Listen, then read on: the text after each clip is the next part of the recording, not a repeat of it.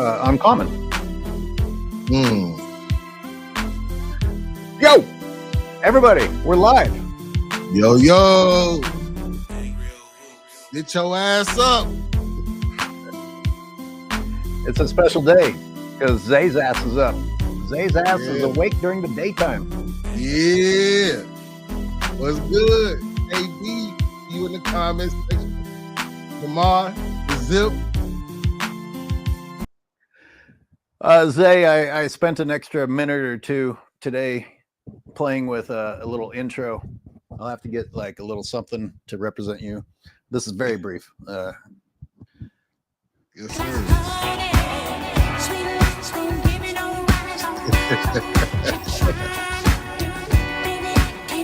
Damn.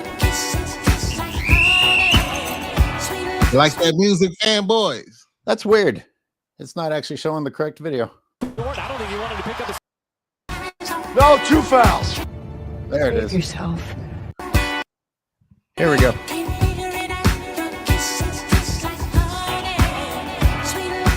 Hello. Damn. Foul. No, 2 fouls. Save yourself. You don't Look at that ball owe these sliding in people fucking head. anymore. You've given them everything. Why is it red? Not yet. Look, go back. Can you go back to his ball spot?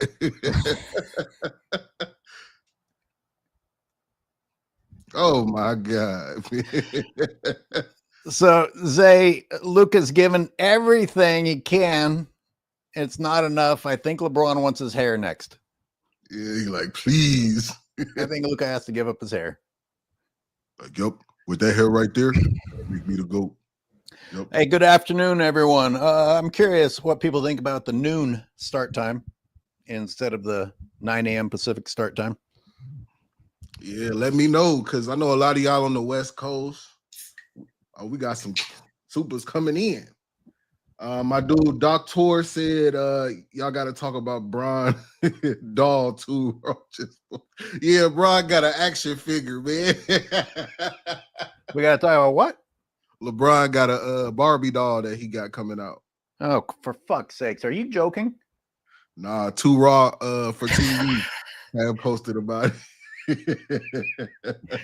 I don't even have to prepare for these shows. You can give me today's news and we'll have the entire episode of LeBron absurdity to fucking talk about. The fucking doll. A Barbie doll. I gotta look this up real quick, man. I gotta look. Oh, for fuck's sakes. Sorry, let me watch my mouth. Y'all, okay. So that says LeBron James becomes the first male athlete with a Ken doll. Are you fucking kidding me, fam? Well done, sir. Well done, sir. Congratulations to you, LeBron. Fanboys, now you got an action figure to go along with your love song. Oh, they're gonna fucking be waving them in the air in LA. They're bringing them. They're gonna sell them in the gift shop. That's what's become of the Los Angeles Lakers. LeBron dolls gonna be sold at sex shops. They're gonna have the LeBron blow up dolls.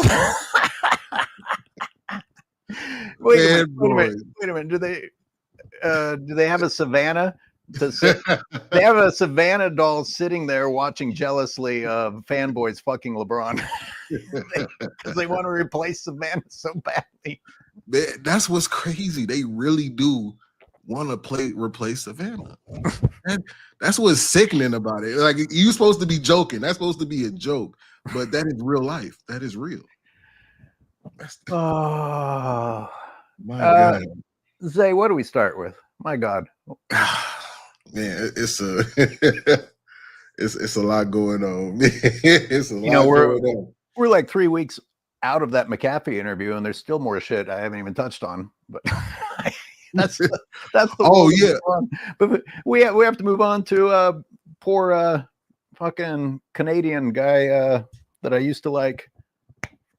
Nash. Now, Nash. I mean, LeBron spews so much fucking garbage out of his mouth.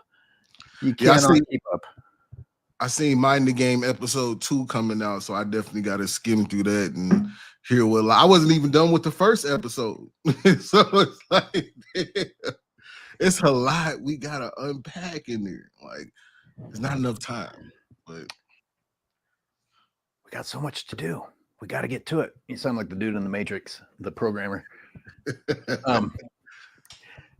Fans, people, viewers. I'm sorry, I don't mean to say fans. That sounds arrogant. Let's read some of these chats, Zay. Let's say hello. It's so awesome to have you guys. I read this one that came across the screen already, but let's look at the chat. It said Baby Doll James. They call him a Ken Bassiter. That's crazy. What's up, Clayton? What's going on with you, man? We got a import gave a super chat. LeBron uglier than Greg Oden. As Barbie looks too handsome. Hey, how do you accessorize the LeBron doll? A wheelchair, makeup kit, wigs. So like, look, it's yeah. I'm about. You want me to send it to you? No. This shit is. First off, like the outfit is crazy. Like I don't know who's dressing him on this, but he's got a hat on. So. Is it the hat he was wearing when he endorsed Diddy parties? He's got a crown on the hat. Look at this is crazy. Fanboys, you need help, please, Lord, please. Guys, we have several things to look at. I've started breaking down my own game stuff. Zay has his out. We're going to look at Zay's. I have a couple of repeats of Zay's footage. We're going to look at it. We might look at some of the stuff I've put in the members section. If you want me to explain myself to you about what YouTube's doing to me and why I'm resorting to the members section, we can. You got to talk about that. You got to let them know what's going on. The reason why we got to start Patreons and member sections, because they're not allowing our videos to get the proper viewage that it should, the views in the revenue that it should. Look, here's the thing. I'm not comfortable asking for money. I've never been very good at it, but like some people like are very supportive and they're like, hey, you know, I'm happy to support you.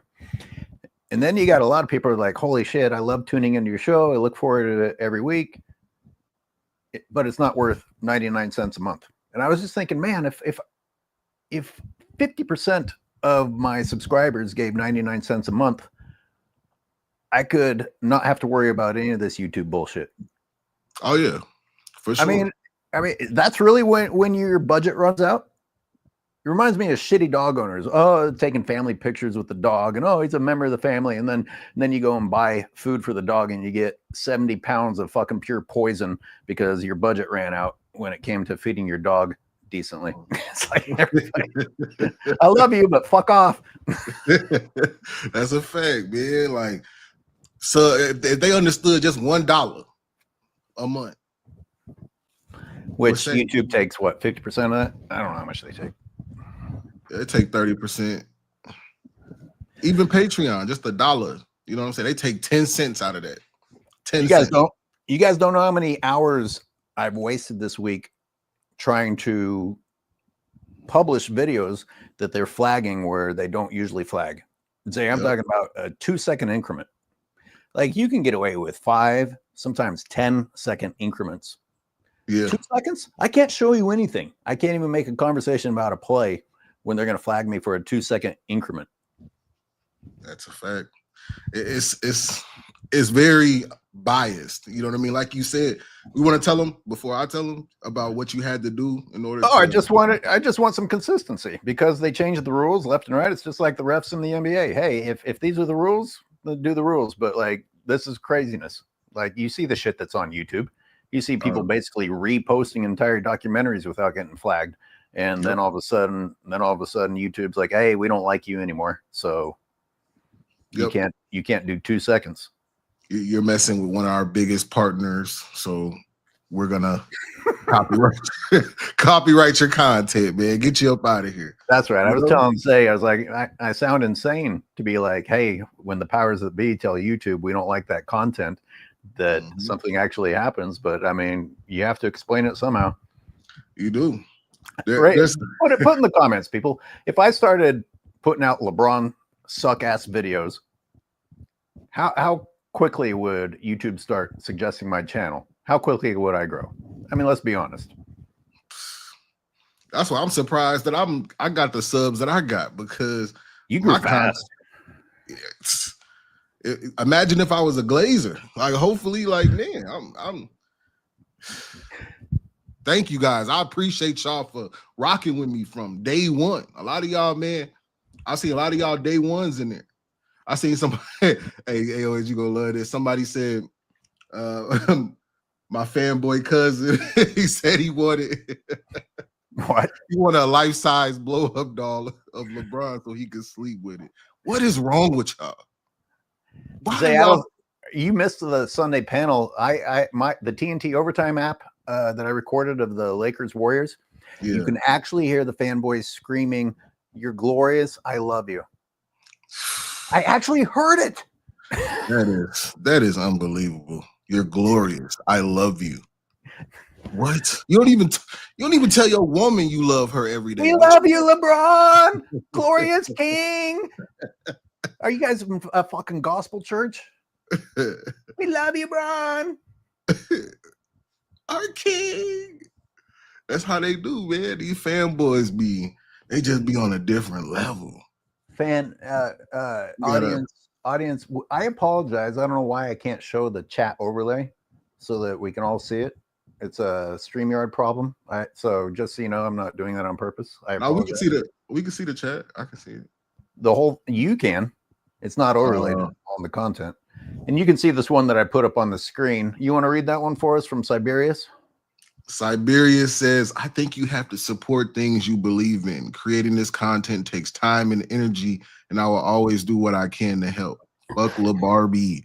That's a fact, man. Like, especially when you learning software, like, my God, to do the stuff that to freeze a frame, to pause and speed it up and put different memes and transitions and effects, like all this stuff takes time, and to be creative with it. You know what I mean? You got to talk yourself into not killing yourself because you're watching LeBron footage. Yeah, it's like, I got to come up with 1,000 ways to call him a bum. Like, look at this. Listen, thank you, Siberius. Siberius just bought 5 fucking months of membership support. You understand how little? You understand how little that is? Yeah. To fucking support some channels, including Zay 93 Zay. Somebody said I made a 15-minute video of my son's basketball games, and it took 8 hours. Man, dog. Oh, I make actual documentaries. I know what the pain level is. This is what I do in the side. Anyway, we could complain all day like LeBron on a podcast, or we could move on. Yeah. You know, we're not gonna complain about it. We just want to tell y'all though, like, hey, this the truth. Nevertheless, we must move on. You mind if I play the intro again? Because I like that jam. Go ahead. Let's turn up. Let's see what these comments saying right here. Get on the fucking. Why doesn't? But you'd see LeBron James that's not it. Scored a bunch of points. Yeah, it wasn't a winning formula.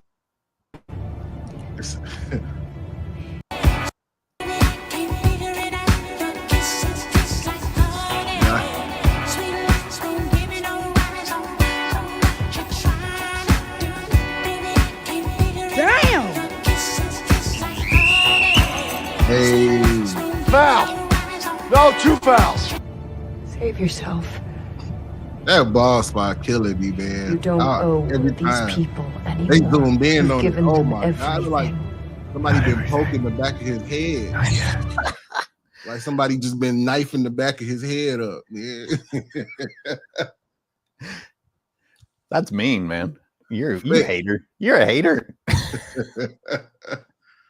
I think no 2 fouls in that failure to blow the whistle is one of the funnier things I've seen. It's terrible. It's. Do you want to? How do you feel about watching your latest belt to ass video and talking about it?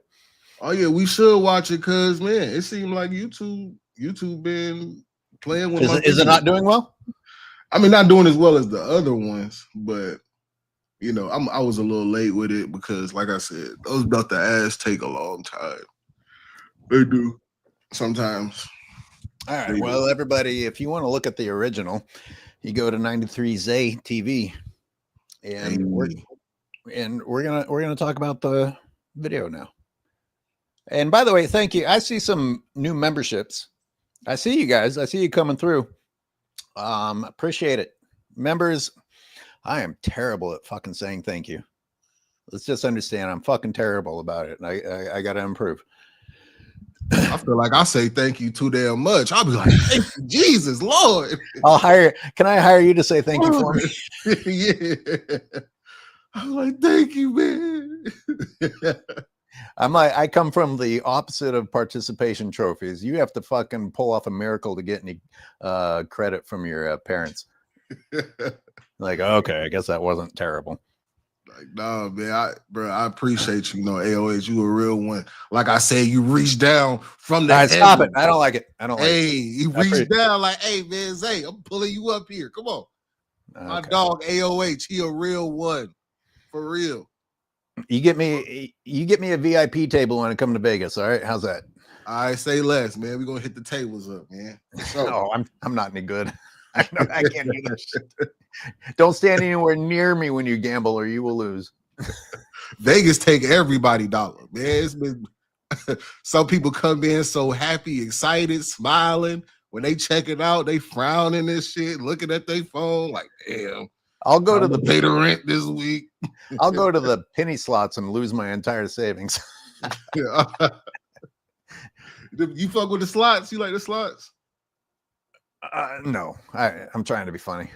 Oh, like, man, those slots, man. Well, that's what I did when I was super broke. I just kind of hovered there until I got a free drink, you know.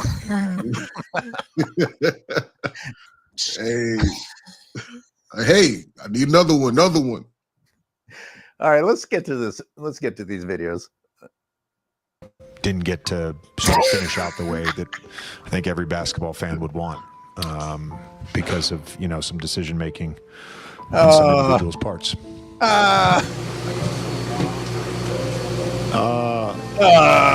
Yes. It was a weird couple minutes after that, starting with the ejection. Like that. I don't know why the ref was taking it personal.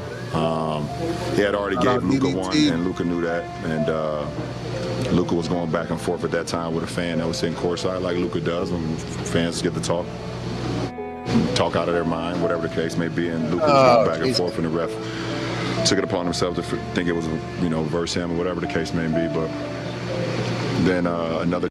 I'm sorry. He said 10 times and whatever the case may be twice already. Vando after a block shot, and then the game was just weird as hell after that moment. I mean, Jesus, can we talk? This is in the member section. I talked about reputation. I was like, Jaw's getting punished because of his reputation. Draymond used to get punished because of his reputation. Now he's protected by Clutch Sports, so he doesn't really get punished. Mm-hmm. How the fuck does Luka not have a reputation? Of course he has a reputation. How's he not deserve the utmost scrutiny and punishment from referees?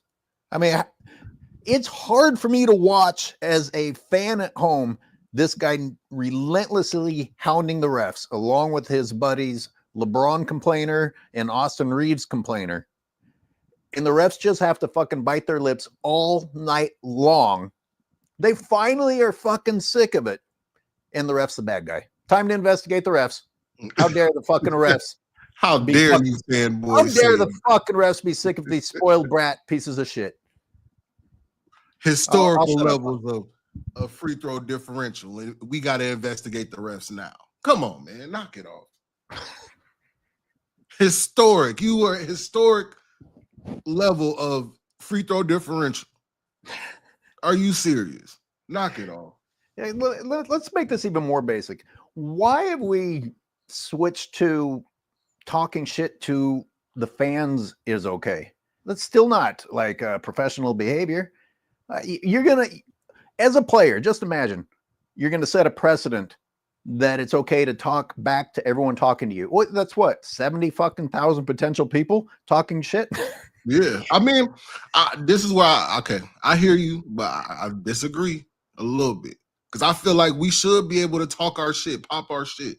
You know, just like if you balling, busting our ass, you should be able to pop your shit too.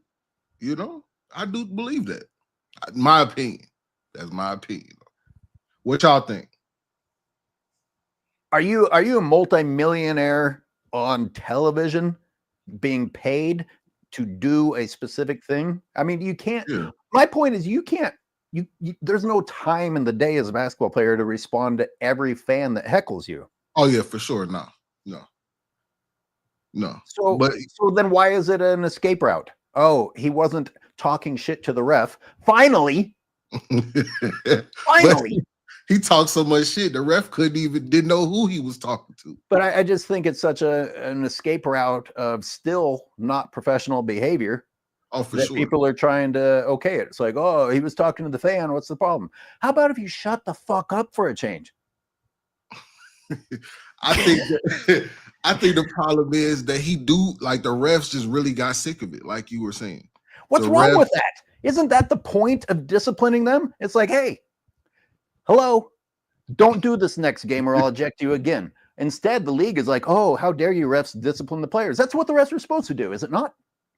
Yeah, but the refs, they do just like we talked about before, throwing somebody out of the game because they look at their bench after a dunk. That is ridiculous. Giving somebody a tech, giving the petty techs, what I mean, that they give out. And we're back to my request to be consistent, because Luka and LeBron get away with shit constantly, where we see other people get some things that make us think, did something happen that we couldn't see? Because you're so confused. You're like, wait a minute, that got a tech?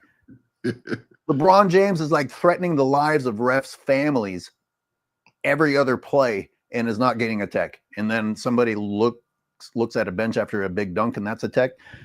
How can we not be confused as fans?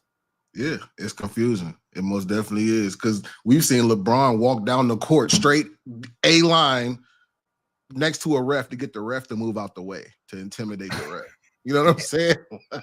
Why does he not get a technical for this? Well, but what about the patience level of the refs? I mean, after every play, it's like it's a mandatory get smashed by the entire Lakers bench and the coach, and you just have to deal with it. Yep. And you don't see other teams. I'm not saying that other teams don't complain, but you don't see like a huddle descend upon the refs after every play, and the refs just deal with it. Yeah, Luka's shoulders be shrugged up. Like, what are you doing? Like Luka won every foul, man. He deserved to get thrown. I'm not disagreeing that he deserved to get thrown out the game, because it's long overdue. That's been long overdue. But he should be allowed to talk shit to fans, because fans say a lot of shit to them. We talk our shit. They should be able to talk it back if they kill it. They going crazy. But he deserved to get thrown out the game, though, because the ref probably did think he was talking to him. He's like, man, you know what? I'm sick of you. You out of here. Yeah, I mean, that's the thing. It's like, okay, the ref is on edge. Luka kept talking, and now the ref's the bad guy because, oh, well, he was talking to someone else. Well, Luka was still talking, and the ref is still sick of it. And the ref has probably been sick of it for like 30 games. Yeah. But the first tech, an interesting little side note, was based on profanity.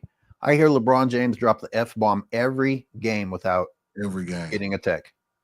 Yeah, because you watch that OT, so you hear all the hey. Oh, it's so bad. Yeah. Shall we watch some more of your video? Yeah, I know they want to talk about. If you want to touch a little bit on the game last night. Yeah, I mean, that's more recent history. You want to do that right now? Just before we get into the video, for sure. Sure, go for it. Lead the way. What do y'all think about this homecoming game? What do you think about it, AOH? I want to ask you because we ain't talk about it yet. So, well, obviously, in today's NBA, you're filled with regret and what could have been because Kyrie wasn't there. I don't know what version of their former selves are Gafford and Lively. Do they? No, I'm serious. I didn't see the game. Do they look good or do they not look good? Like I saw the double block. I saw the double block by Gafford. I felt like it felt like they wanted Luka to win this game. They wanted to give it to Luka. That's what it felt like to me. I felt like they could have played harder. They were letting LeBron fucking backspin on him like Gafford. I was like, what the fuck? What are you doing? Like, why are you letting LeBron only has two options when he's in the post. He's either gonna spin or he's gonna fade away. That's it. Like, why are you? I wouldn't even contest his jumpers for real. I want him shooting. Hey, shoot that shit all night long because I know you shooting these jumpers is taken away from Luka. It's taken away from AR. It's taken away from Rui. Mm-hmm. You know what I'm saying?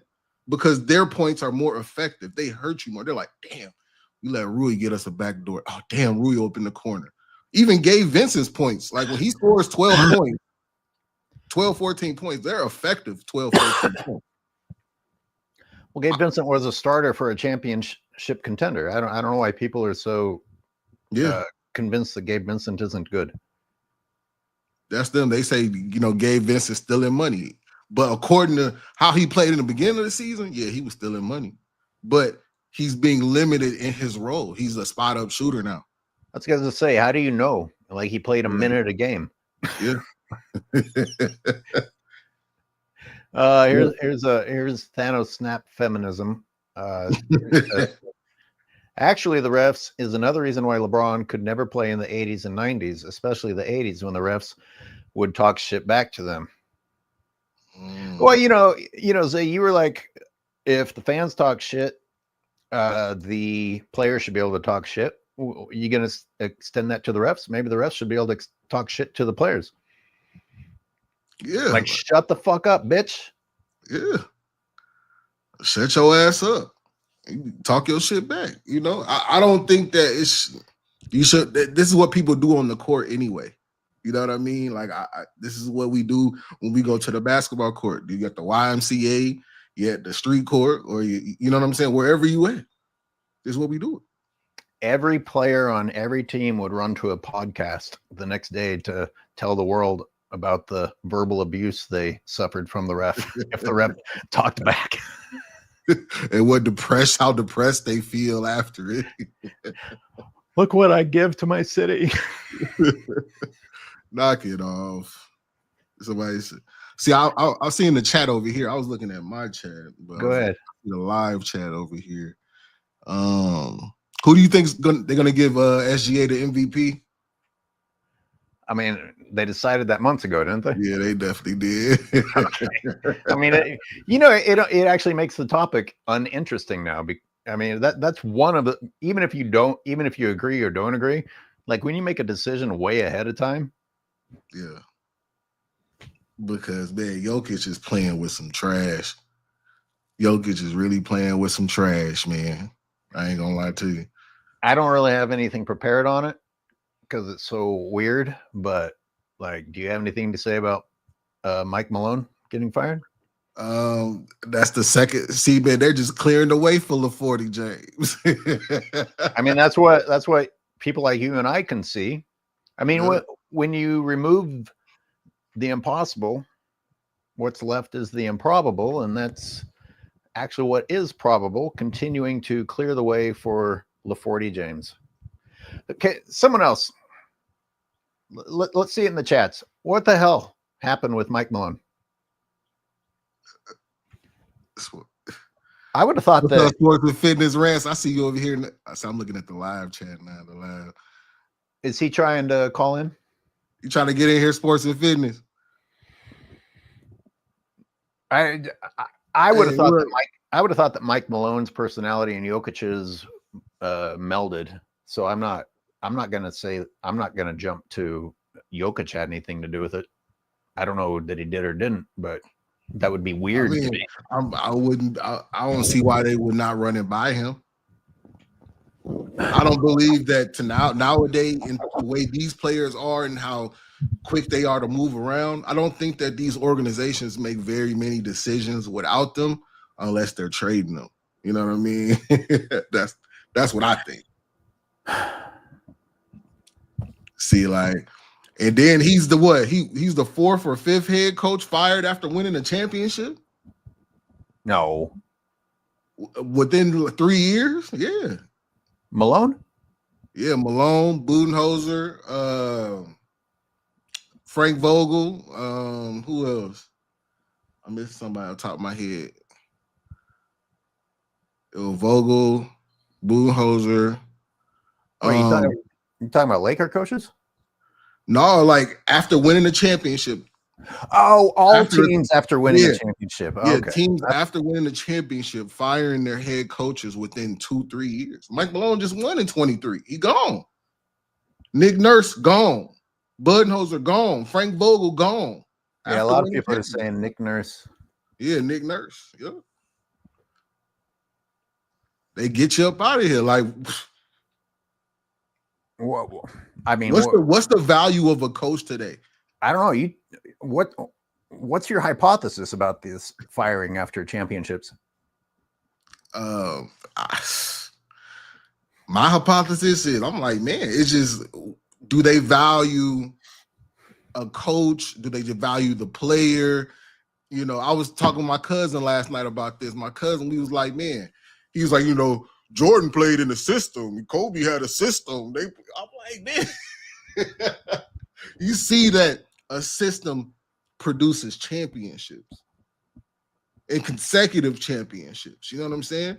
So he was basically admitting that LeBron is the system. Like you can't value the player as much, too much more than you value a coach, man, because good coaching is hard to come by. But now in the NBA, the players don't value coaching. They don't want to be coached how the players of before. Okay, out of all of the players in the NBA, who do you think would respect the discipline of a coach more, the Europeans or the Americans? Honestly, I would say Europeans. Okay, so then why would Jokic fall into that category? I'm not gonna say Europeans, but from the mentality that we are seeing from the American players that we are shown, I would say Europeans 100% for sure. Well, yeah, I don't know how anyone could argue against you. Yeah, we have to be honest and fair. You know what I mean? Well, after you came up with that list, though, of coaches fired after a championship, though, focusing on Malone is small fries. I think trying to figure the other topic out is maybe the key to understanding all of it. Oh, most definitely. Okay, what are the alternative explanations other than trying to weaken LeBron's conference? They were saying Nick Nurse and the GM were on different pages. They're not re-signing the GM, so the GM is going to be there, I guess, as the face, but he's not going to be making any more decisions. He pretty much on his way out the door. So it seemed like they cleaned the house. Maybe there's some type of friction between them and ownership. That's what was kind of being said. In the direction of the team, they didn't really like them playing Westbrook as much, or I don't know, man. It's a lot of this stuff you don't really know until it all boils down. You know what I'm saying? Well, I mean, we're speculating, and that's all there is to it. Isn't it sad that that's what news is now? Just people blabbering speculation, and there's not any actual news involved. Yeah, it's speculation. You got to use your experience in life to kind of pinpoint exactly, hey, this is what this really is in between the lines. So you got to read in between the lines on a lot of stuff. Because a lot of people be like, oh, you guys are not telling the truth. I'm like, dude, can you not read in between the lines? Do you not have an imagination? Hey, let me read something. Austin Casey gifted 5 Angry Old Hoops fan memberships. That's cool. And I don't even know what it means. Like, I've tried to gift, like, I wanted to give like people like you free memberships. I can't figure out how to do it. Austin, how did you do that? That's very cool. That's very cool, though, by the way. Hey, thank you, Austin. You want to watch more of your video, or do you want to talk more about Dallas, which we barely even touched on? No, we can go ahead. Y'all want to talk about Dallas, y'all? Or y'all want to get into the belt to ass? Let's get specific. What about Dallas are we going to talk about? Should we?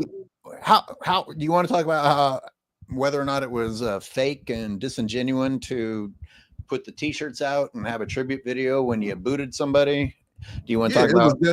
Is it maybe a little bit weird to act like he's won 30 championships? I mean, Jesus Christ, it was a little over the top.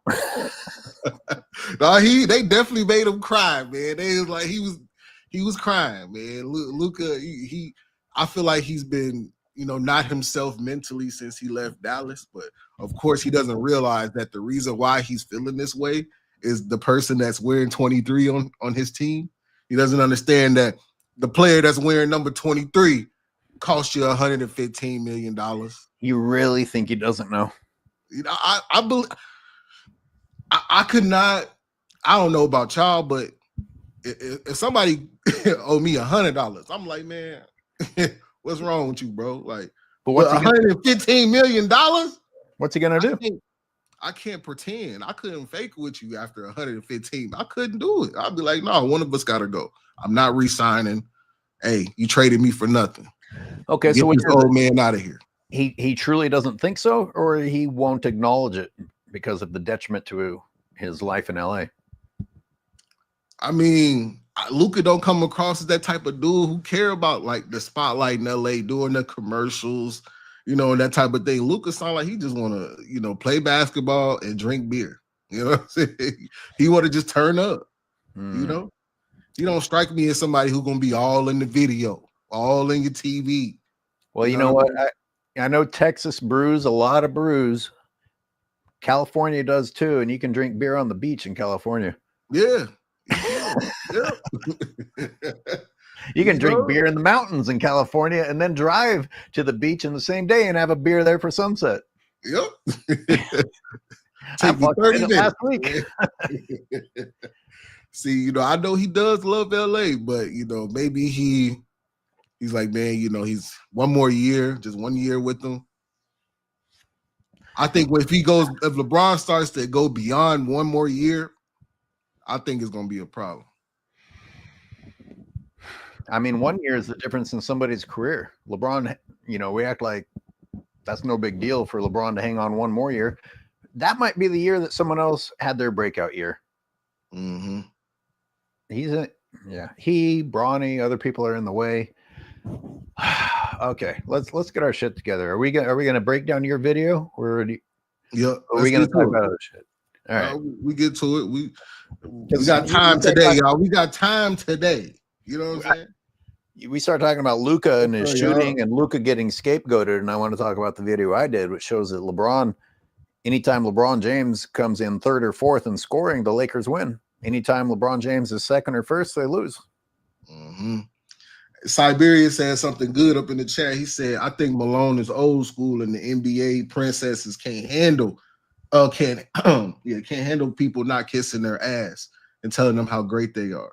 He held players accountable and told them when they were playing bad. Yeah. So, I definitely feel like players today, you can't tell them like when they doing something wrong. You definitely can't.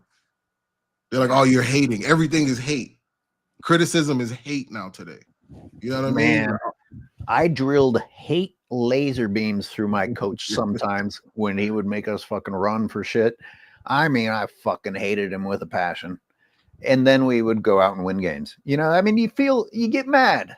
It's called being disciplined and doing shit you don't want to do. Nobody wants to run extra suicides usually at the end of practice, but Jesus Christ, that's why you have the coach. That's why you don't have your buddy running practice, because he wouldn't fucking accomplish anything. Yeah, coach used to be like, hey, we having a party after practice. Bring your own bottle. BYOB. I was like, oh God damn it. They knew. Oh Jesus. All right, let's watch a little more of your video. For sure. Hey, one thing though, I don't blame Dallas now for trading them because man, that 300-some million, you got to pay somebody over 300 million. Shit. Well, I also hear a lot of bitching about Luka is not in shape. Like, what shape did you think he was in sitting on the bench in Dallas? Yeah. What is this, buyer's remorse when you looked at exactly what you were buying? Yep. I don't know. Luka's just fucking getting the blame from new angles that he probably never imagined now that he's on LeBron's team. Yeah, he doesn't understand what he just got into. He doesn't know. All right, let's play this. A little Matrix reference here.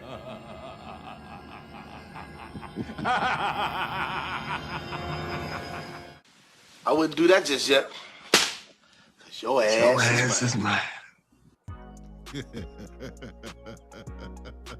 Fanboy.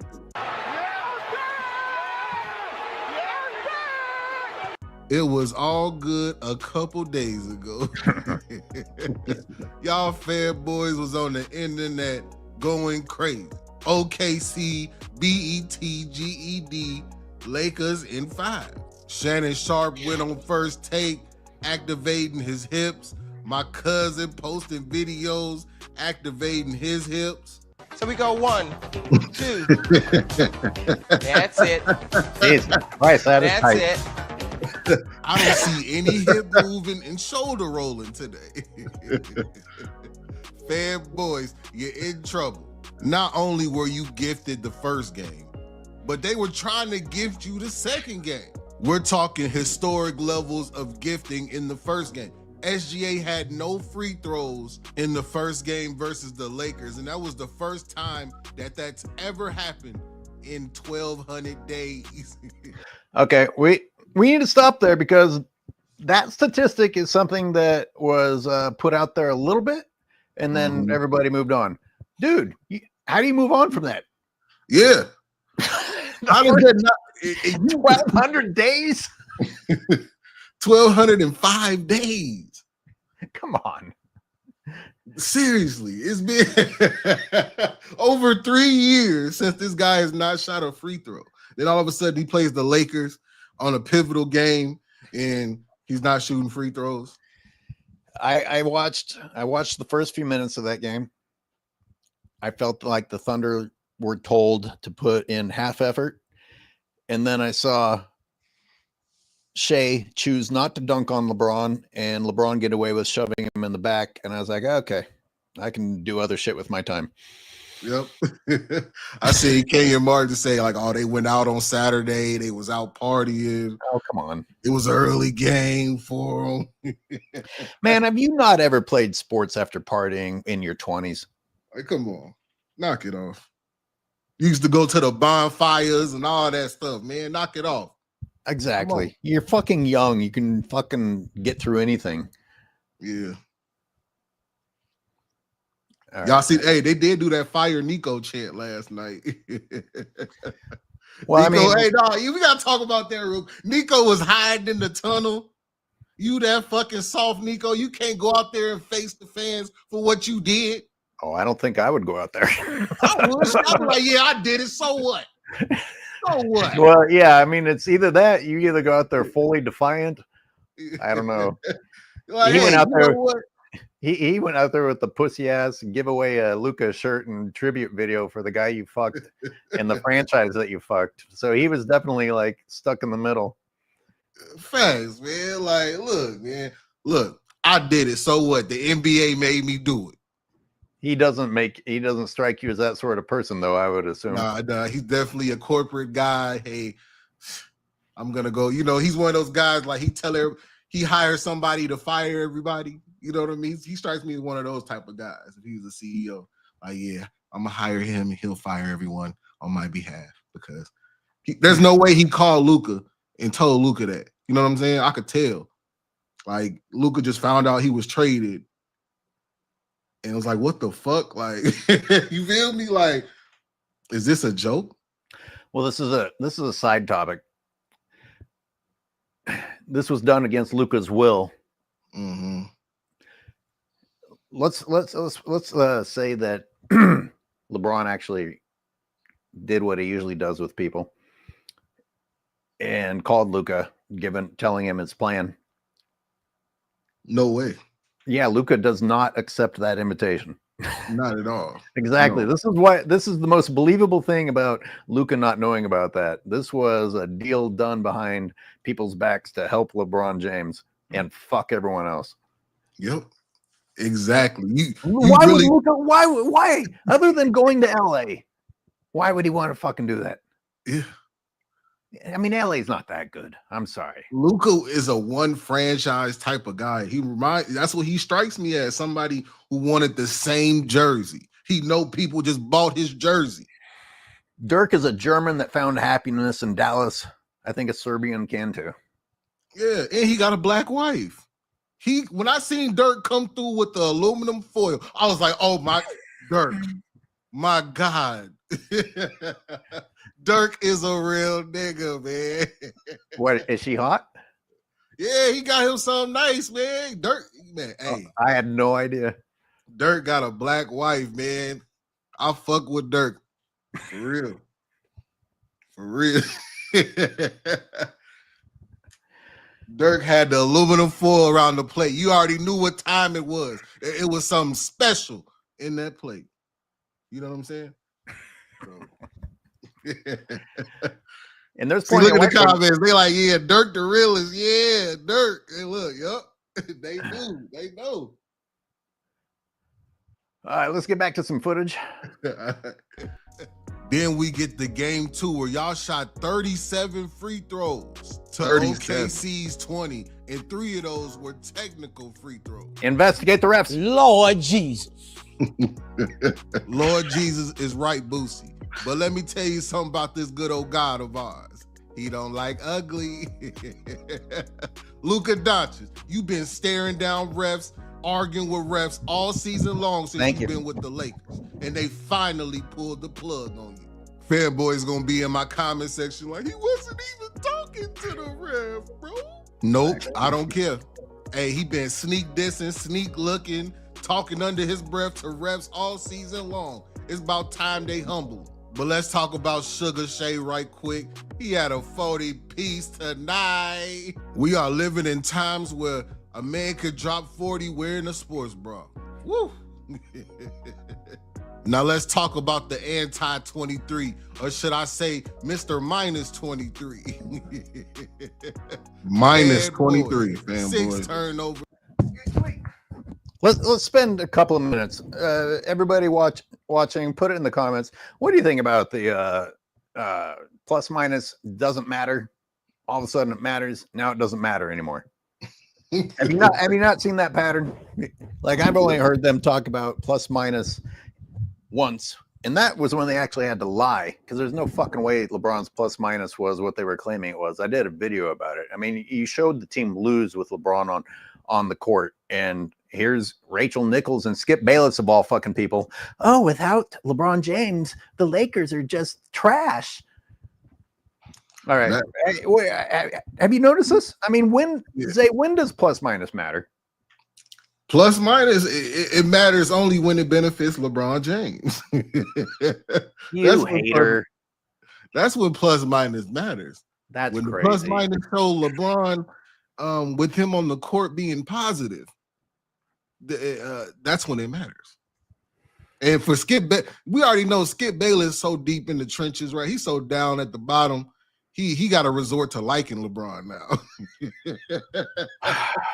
Yeah, I ain't never seen somebody hate on him for 20 years, and then now he start like, oh well, I do like LeBron. I do. Well, he did that for a few years, and then now, it looked like he was trying to like act tough again. Even I was like, no, too late. But you go back and look at some of the old Skip versus Stephen A. compared to today, that was actually really good sports debating. Yeah. Compared to today, with it before all today, that's not saying anything, is it? Before Stephen A really went Hulk Hogan. Now he's just too Hulk Hogan. Right. You know, and then you add Shannon Sharp, who opens up his throat. Oh my God, the way he opened up his throat for LeBron. It is man. Like shit.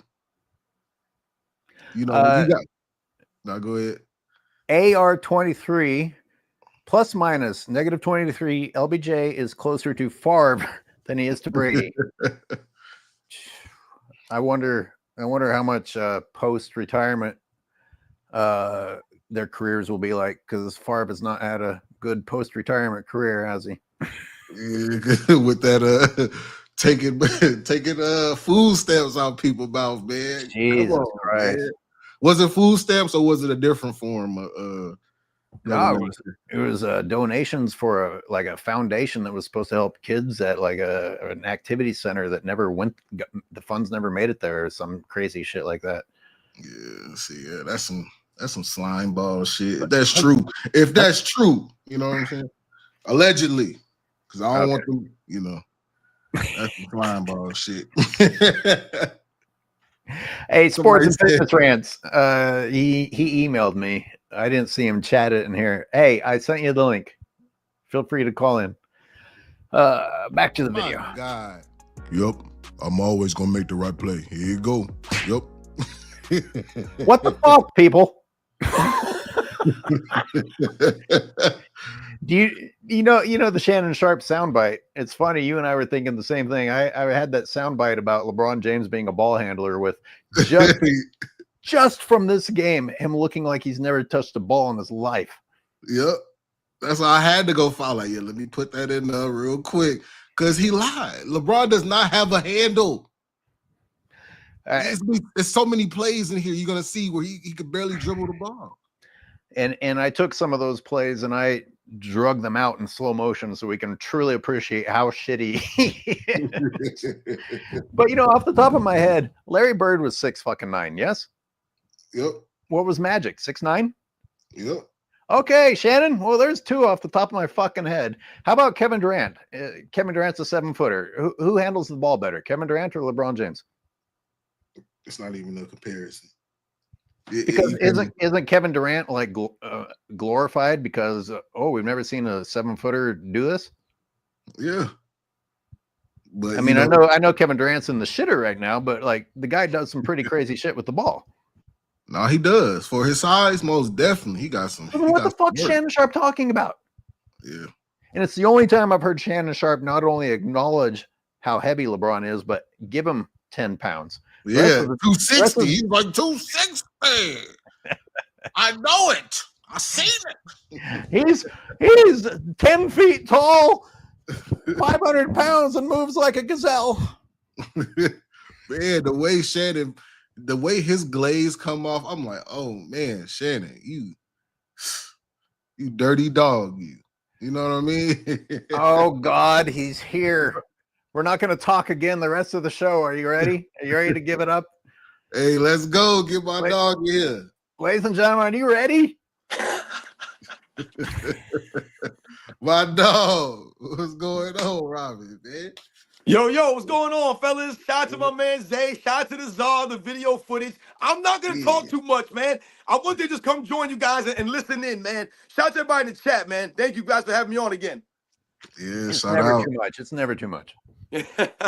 Somebody said Shannon the throat goat. That's crazy. Wow. Woo! I like that one. Well, I got to remember that one. The throat goat. How do you describe Shannon Sharp talking? Is it like his tongue's too big? Like something's about to fall out of his mouth while he's trying to talk? Them dentures about to pop out there, bro. The ball, blah, blah, blah, blah. It's like somebody falling down a hill and like he's about to lose his feet, and he doesn't ever quite fall. He actually gets the words out. I'm like, did I hear him correctly? But Shannon Sharp sounds like he's falling when he's talking. Hey, should we watch more of the video? Keep it rolling.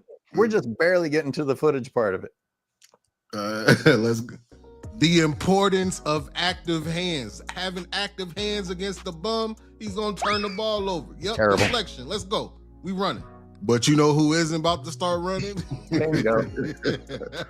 LeBron James. This is exactly why y'all need to get this old man out of here. This turnover happened so fast, they couldn't even show him inbounding the ball. Caruso with the active hands. Give me that bum. I need Jesus, that. are you serious? Jalen Williams, finish him off. Finishing off AR. Wearing a sports bra. Oh, wow. Look how far exactly why y'all need to get this old man Watch this. Watch him throw it straight out into of his hands. here. This turnover happened so fast, they couldn't even show him inbounding the ball. Here it is.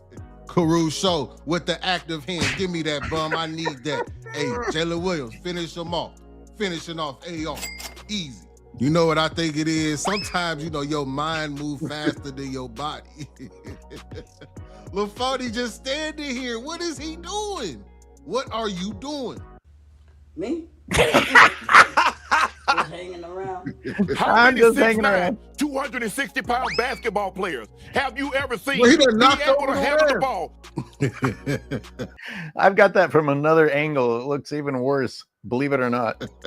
Pathetic, man. They need to knock it off with this narrative that he got some magical, inspirational handle. Knock it off. Look at this, fanboys. He loses the ball trying to. This is terrible. This is your king. Missing bunnies, floaters. He gonna miss 2 shots on this possession. Caruso, if Caruso was a little taller, he would have sent that shit to the shadow round. Look at your king.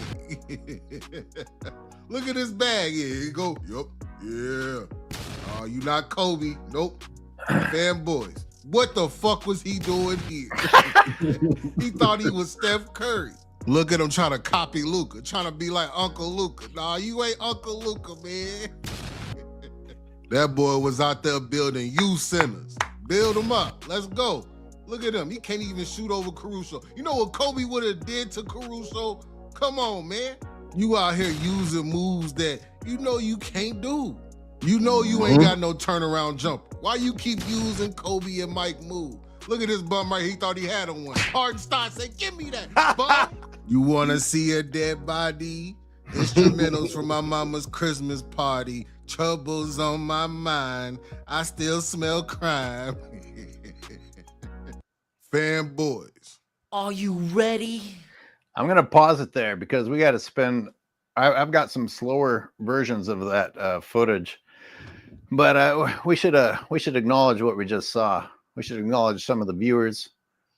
Good shit as usual, Zay. Of course.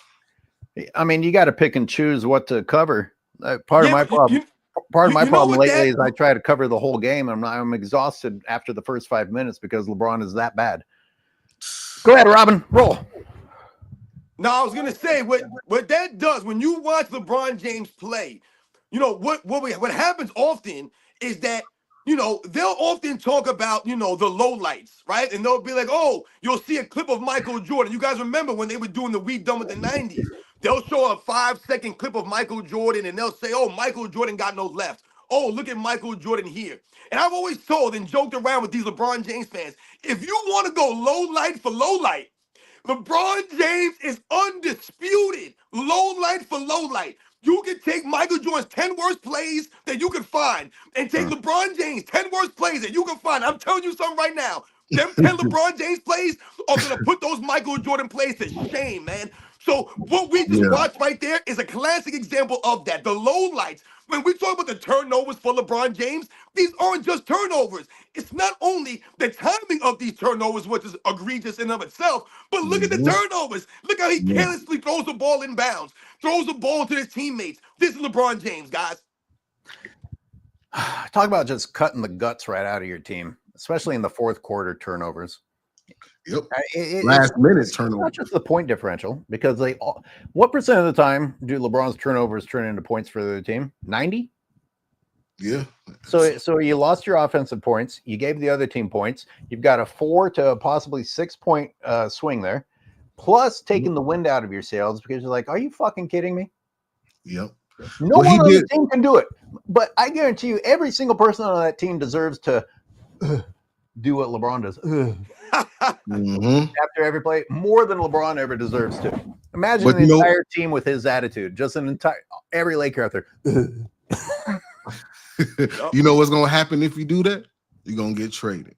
So they can't express how they really feel because they're in fear. When they said no, people fear LeBron James. They don't fear LeBron on the court. They fear him off the court. They fear for their livelihood. Like, man, I don't want to watch my video. Man, did you watch my video of Bronny whispering to Dalton? Yeah. I fucking hate that guy, but we got to keep it on the whispers. Hey, let's say hello again to Thanos. Thank you again, Thanos. Shannon Sharp talks like he looks. Mr. Ed. Oof. That's him. I've seen the memes. They've been doing that for a while now with Shannon Sharp. You know, Shannon Sharp is almost like he's trying to keep his country accent and like fake his country accent so much that he sounds like he has cotton balls in his mouth when he speaks sometimes. And I heard you guys playing a clip of LeBron James talking in the post game earlier in the live. And my God, like you guys said, every other word, like, I mean, 22 years in the league as a professional speaking in public, and this is what you got? Yeah. Hey, y'all, Sabag with a $10 super thanks. Thank you so much. What are the Lakers' chances to get out of the West? Sadly, they look pretty strong at the moment. Well, they do look strong, and for a lot of reasons. The refs make them look strong. Other teams looking like they were told not to play hard against the Lakers makes them look strong. The depletion of the West makes them look strong. The fact that possible contenders are jokes like the Grizzlies. I mean, how fucking bad is the West right now? I mean, the Nuggets were kind of maybe, and they were always kind of like maybe, and then they fired Malone. Houston gets blown out by teams that they shouldn't get blown out by. Houston, I don't know. I don't know who to fucking take seriously. Look at the Thunder. I mean, I think, yeah, I mean, AOH, you're hitting it on the head, man, when you talk about, you know, the person's asking, you know, what are the Lakers' chances? So like you said, their chances, you know, are what the referees are going to give them. Also, if Luka Dončić is playing, you know, his A game, then it gives the Lakers a great chance. But like you said something earlier, AOH, if LeBron James is going to be the guy that's going to continue to take the most shots on the team, if he's going to continue to sabotage, you know, Luka Dončić, Austin Reeves, the Rui Hachimura's, if he's going to continue to play that way in the playoffs, this is why the Lakers will falter. I said that a while ago. The Lakers have a good chance to win with the refs on their side in the NBA, but you still have LeBron James on the court who's going to goof it up at the end of these games like he has been. LeBron James has blown so many games for the Lakers in the postseason over the last several years, man. So that's the deal right there. Look at the Thunder game. No Luka to make up for LeBron's blunders, and you're fucked. Yep. You know, the scary thing is, though, is like you said, LH, the reality of the Western Conference is such that, I mean, listen, at the beginning of the season, the first week of the season, I said the Western Conference to me looked like it had already taken a step backwards. I was a week into the season, I could tell by the way the teams were playing. They didn't really look like some of these teams looked like they were going to be like they were supposed to be. And like you mentioned, a lot of these players went down. And now, to me, the Denver Nuggets were the team to beat. Because to me, Nikola Jokic is that guy. Even though people think I hate Nikola Jokic, to me, his team would have been the team to beat. But like you said, they just got rid of the coach now. So you're literally opening up the pathways for the Lakers to go to the Western Conference Finals at minimum. I think it's interesting to me that we've already moved past the fact that, with the exception of Kenny the Jet and compromised Smith calling LeBron number 2, Luka was number 2, and they just added him to LeBron's team. And we've already moved past it. Like, the absurdity of that alone, we shouldn't have moved past. Yeah, I said in the video, the Lakers are the only team this season, if you listen to these guys, like you just mentioned, the analysts, they're the only team in the NBA that have 2 top 10 players on their roster. No one else in the league has 2 top 10 guys on their roster. Nope. So essentially what we're seeing right now, in a time that we thought the super teams were gone, what we see is LeBron James somehow gets rid of Anthony Davis for the second-rated player in the NBA. Does anyone tell me a time when Michael Jordan played with the second best player in the NBA? I don't remember ever that being the case. but they want to talk about LeBron James ain't got no help. Hey, Jim, I don't think he's listening, but he should be. Anyone wants to do this? I started it, didn't finish it. How many times in Jordan's entire career did he have the luxury of being the second, third, even fourth highest scorer on his team and enjoying a win? And an interesting thing is like LeBron fans want to call Jordan a ball hog in the early days. I'm like, well, that was the only chance they had to get as close to winning as they did. You look at that Celtics championship. I don't know if you guys have watched Celtics City, but fucking great. I watched some of that. Great historical stuff. So some nice shout outs to Bill Russell. And also that Celtics team that Jordan had to beat or go against in the first round and somehow couldn't overcome on his own.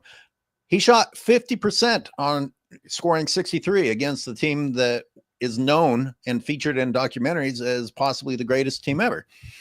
Now, he shot 50 fucking percent, 63 points, and you're talking about him being a ball hog. And LeBron James is still taking the most shots on his team while coming in, or the second most shots on his team while coming in third in scoring, and you're not calling him a ball hog? Yeah.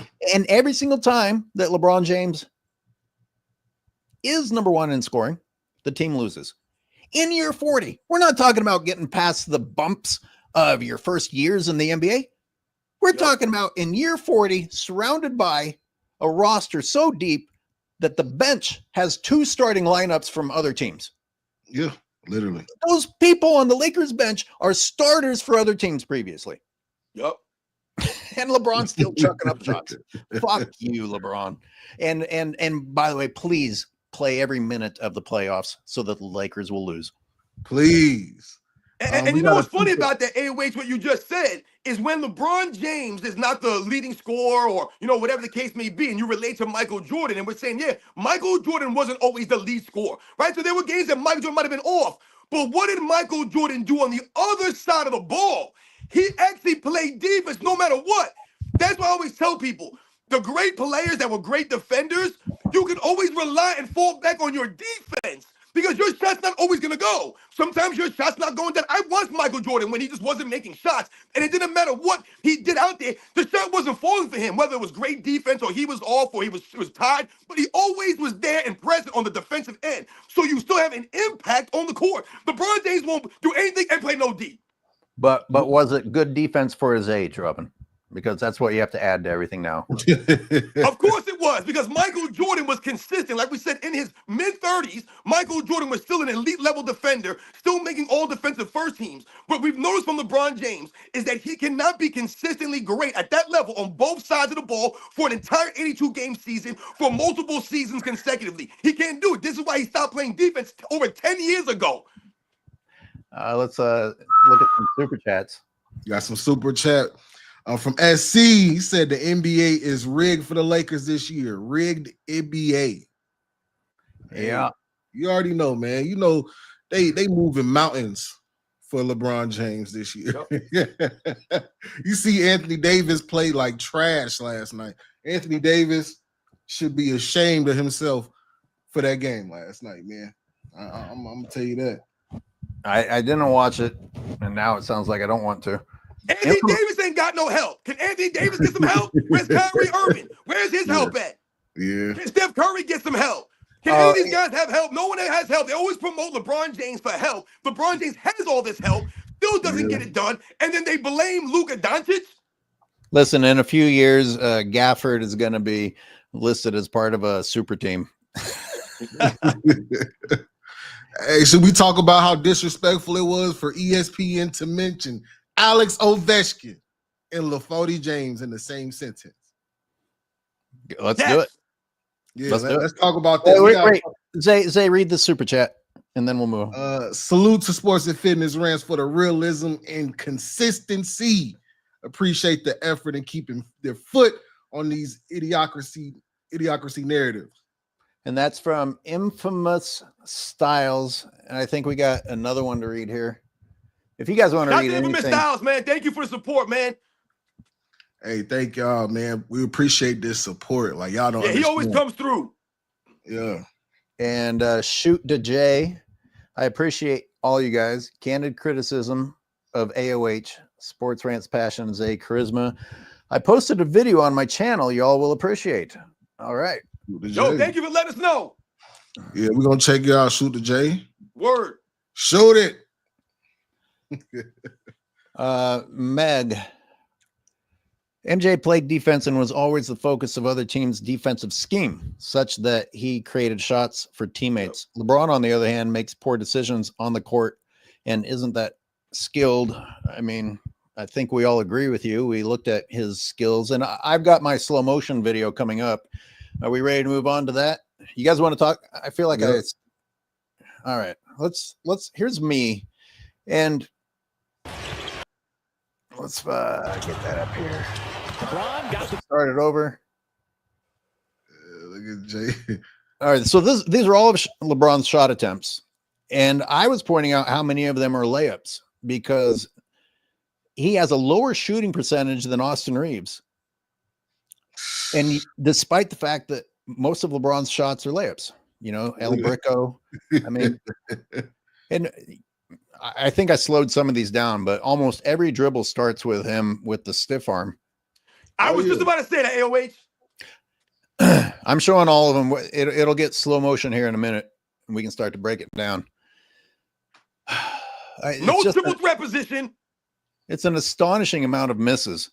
And I was looking at the shot chart, and I don't think that they're showing the correct shot chart because it doesn't look nearly as bad as it should.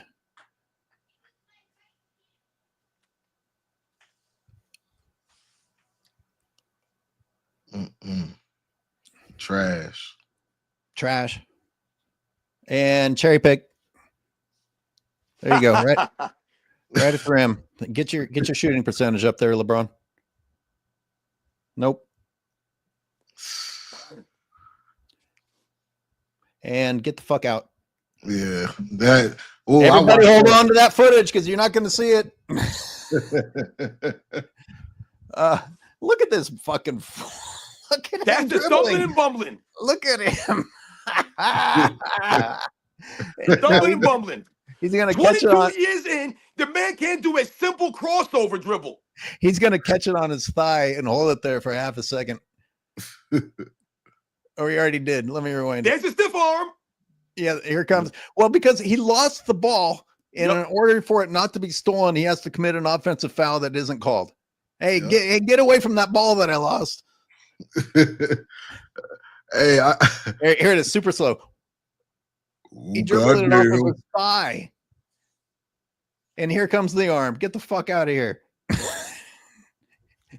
I'm surprised they didn't call a foul. Look at the distance. Look at the disrespect. He said, look at the disrespect. Remember, is he taking a Spurs is he shitting standing up? In the finals. What is this? He looks like he's fucking on an elevated stool pooping. Now with you don't LeBron, get more wide open than that. With LeBron's mental issues, though, I sometimes wonder if this is more difficult for him than the contested shots. He sure misses a lot of these. He made this one. Congratulations. And let's be clear, James. Many great players have their lowlights, like we said earlier. You could get Larry Bird and, turn the ball over, fumbling out of bounds, or Magic Johnson with a bad turnover, Michael Jordan shooting an air ball. All the great players have their lowlights, man. It's a professional sport. They're not perfect. But what we're pointing to here is the consistency at which LeBron James is doing these things, yet at the same time being promoted as the most skilled player, one of the greatest passers, the greatest all-around player of all time. That's laughable. They're calling him the greatest scorer of all time now. Insane.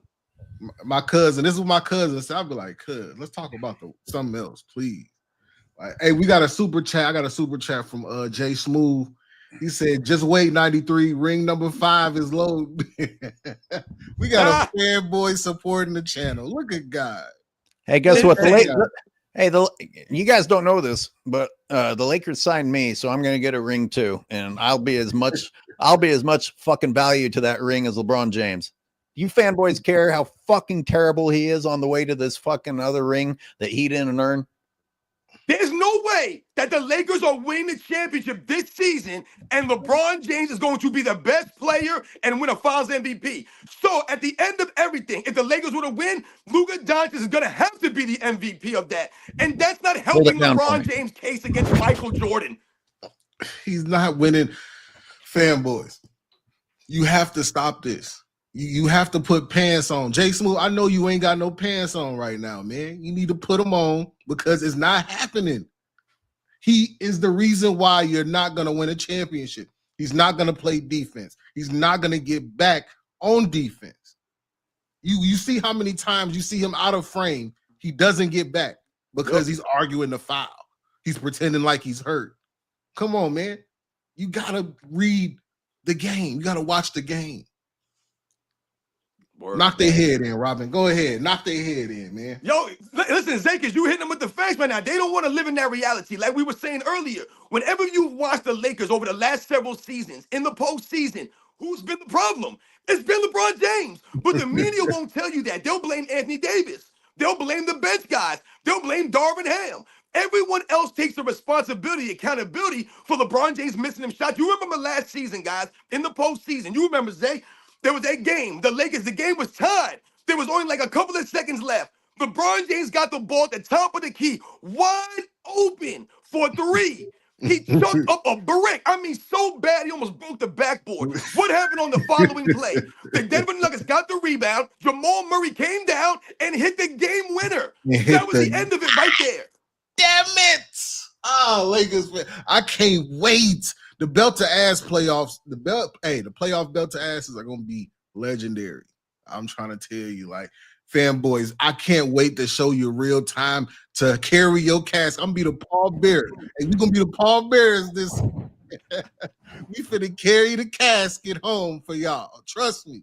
Yo, I ain't gonna lie, man. The playoffs got some interesting possibilities lined up. We can have a potential LA Clippers versus LA Lakers in the first round or the second round. We could have a Kawhi Leonard versus LeBron James and LeBron James in that.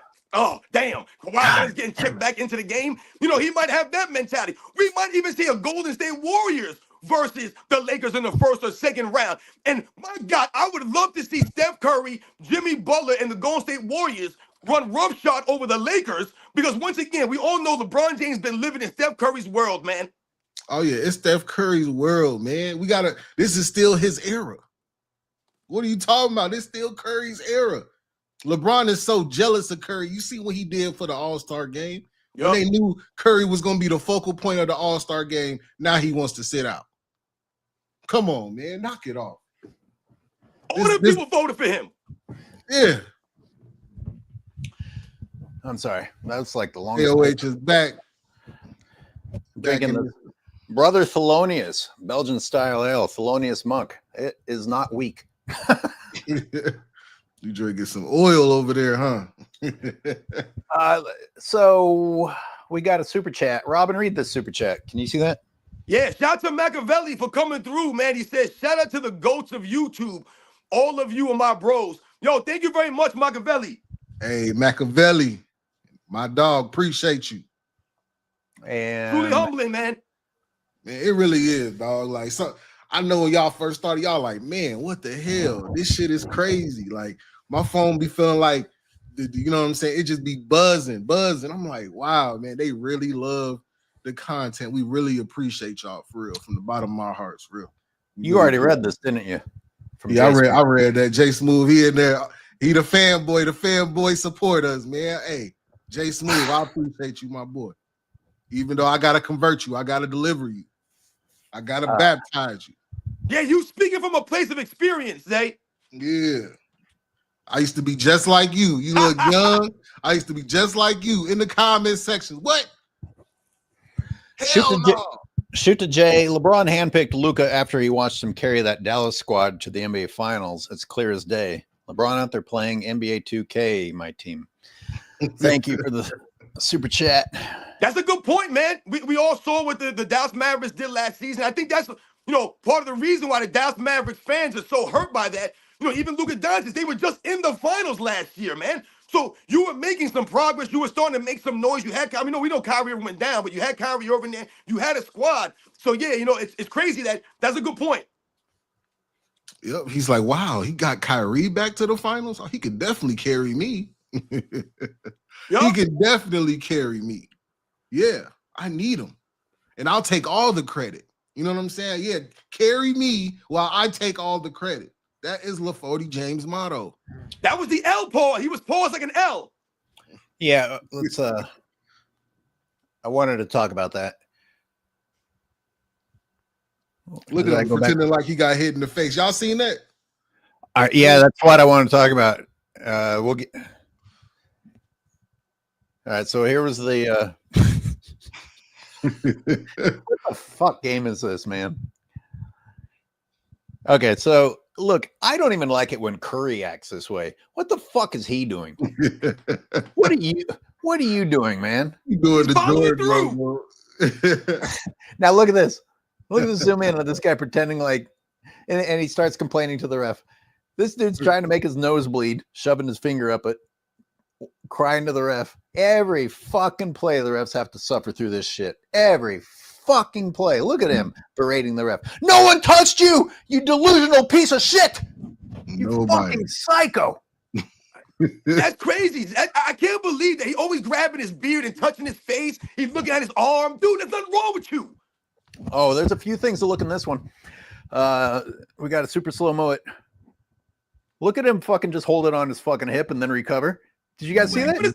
Yep. And then watch it. Jared Vanderbilt does not set the screen properly, so he just shoves the guy with his elbow.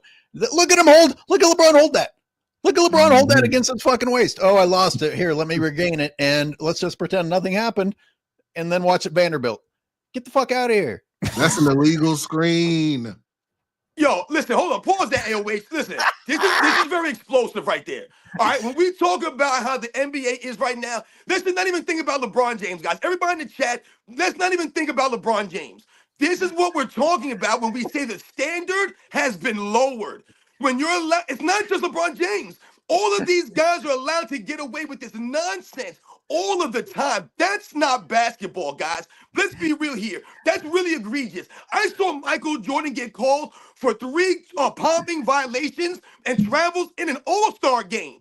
In an all-star game, they were calling these guys out for travels and carries. They won't even hold the standard, guys. This is disturbing because it's not just on LeBron James. They allow these guys to do this nonsense.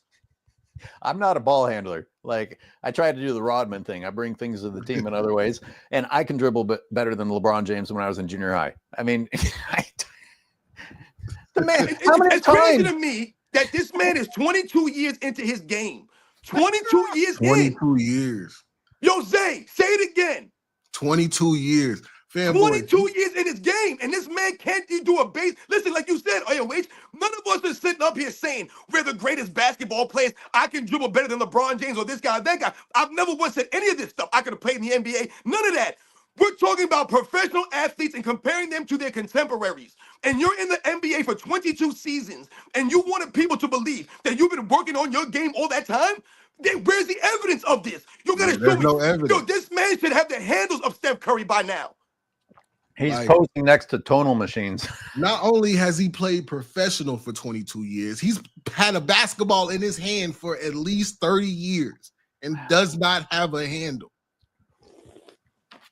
Insane, man. Like I said, it's a slap in the face, and this is why I say you're not worthy to be compared to Kobe Bryant. You're not worthy to be compared to Michael Jordan or Larry Bird or Kareem Abdul-Jabbar or Bill Russell or any of these damn guys that we consider to be the top 5, top 10 greatest players of all time.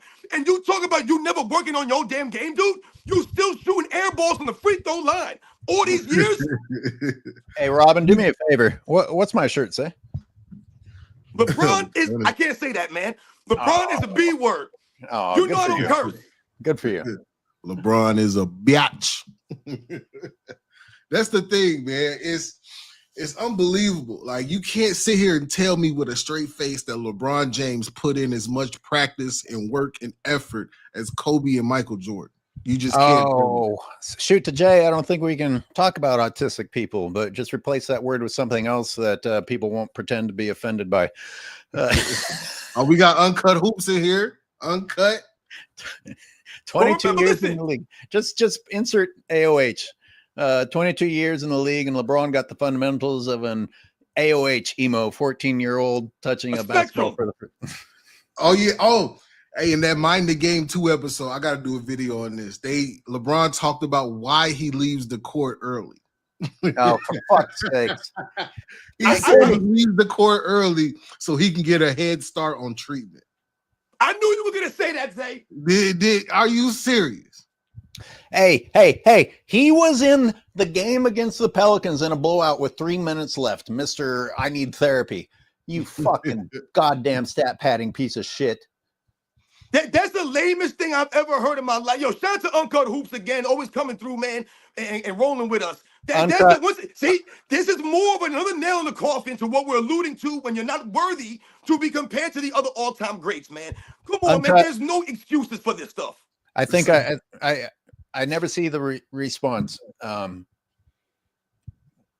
I keep asking, what do you think about us just doing a response to your videos on a Sunday? I mean, I'm going to do it anyway. I'm just pretending to be conscientious of your opinion. No, listen, he got fire content. It would be great to do a reaction to my man Uncut Hoops. Like I said, I've been rocking with Uncut Hoops since Instagram, man. Yes, sir. It's unbelievable. You say you leave in court early. How many times? Oh, you only leave court when you're losing. When you're embarrassing yourself on the court. When you shoot 9 of 37. Right. He doesn't need to go. He doesn't need to go to therapy when he plays well. But I don't understand why LeBron. See, this is what we're once again when we talk about LeBron James exposing himself on the podcast. That's why he should stop this. Let's think about something. Let's think about what he said. I have to get a jump start on my treatment. So now, once again, LeBron James is letting us know how much effort, time, and energy he puts into his body, into his athleticism and going out there and being tough. But yet and still, the man said before the season, I plan on playing all 82. But there is no evidence of this. There's no tangible results. Anything you can point to and say, listen, you can see LeBron James been putting the work in. He's been using that tonal machine. He's been up there running the hills like Jerry Rice was, because the man was playing 82 games for like 11, 12 straight seasons, man. He was out there being AC Green, John Stockton, Otis Thorpe, and some of these other guys that went out there, Kevin Willis. They was playing for a long time every night. He ain't do that. Where's the tangible results? Every night. They say he got this old Kanye ultimate workout plan. I don't believe it.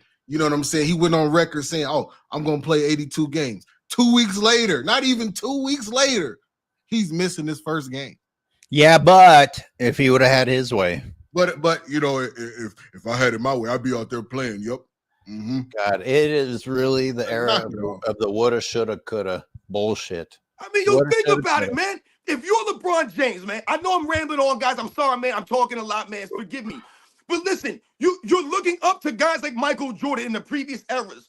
When we talk about the things, the dynamics of Michael Jordan's career, we always talk about Isaiah Thomas walking off the court early and how they disrespected the Chicago Bulls because the Chicago Bulls earned that handshake. They earned that moment. They went out through the grind and they did it the right way. And besides that, Michael Jordan himself always stayed on the court. No matter how dirty the Detroit Pistons were, they were spitting in the man's ear. They were giving him Indian burns. They were tripping him up out there on the court. They were body slamming him. They were slapping him in the face. The man still shook all their hands.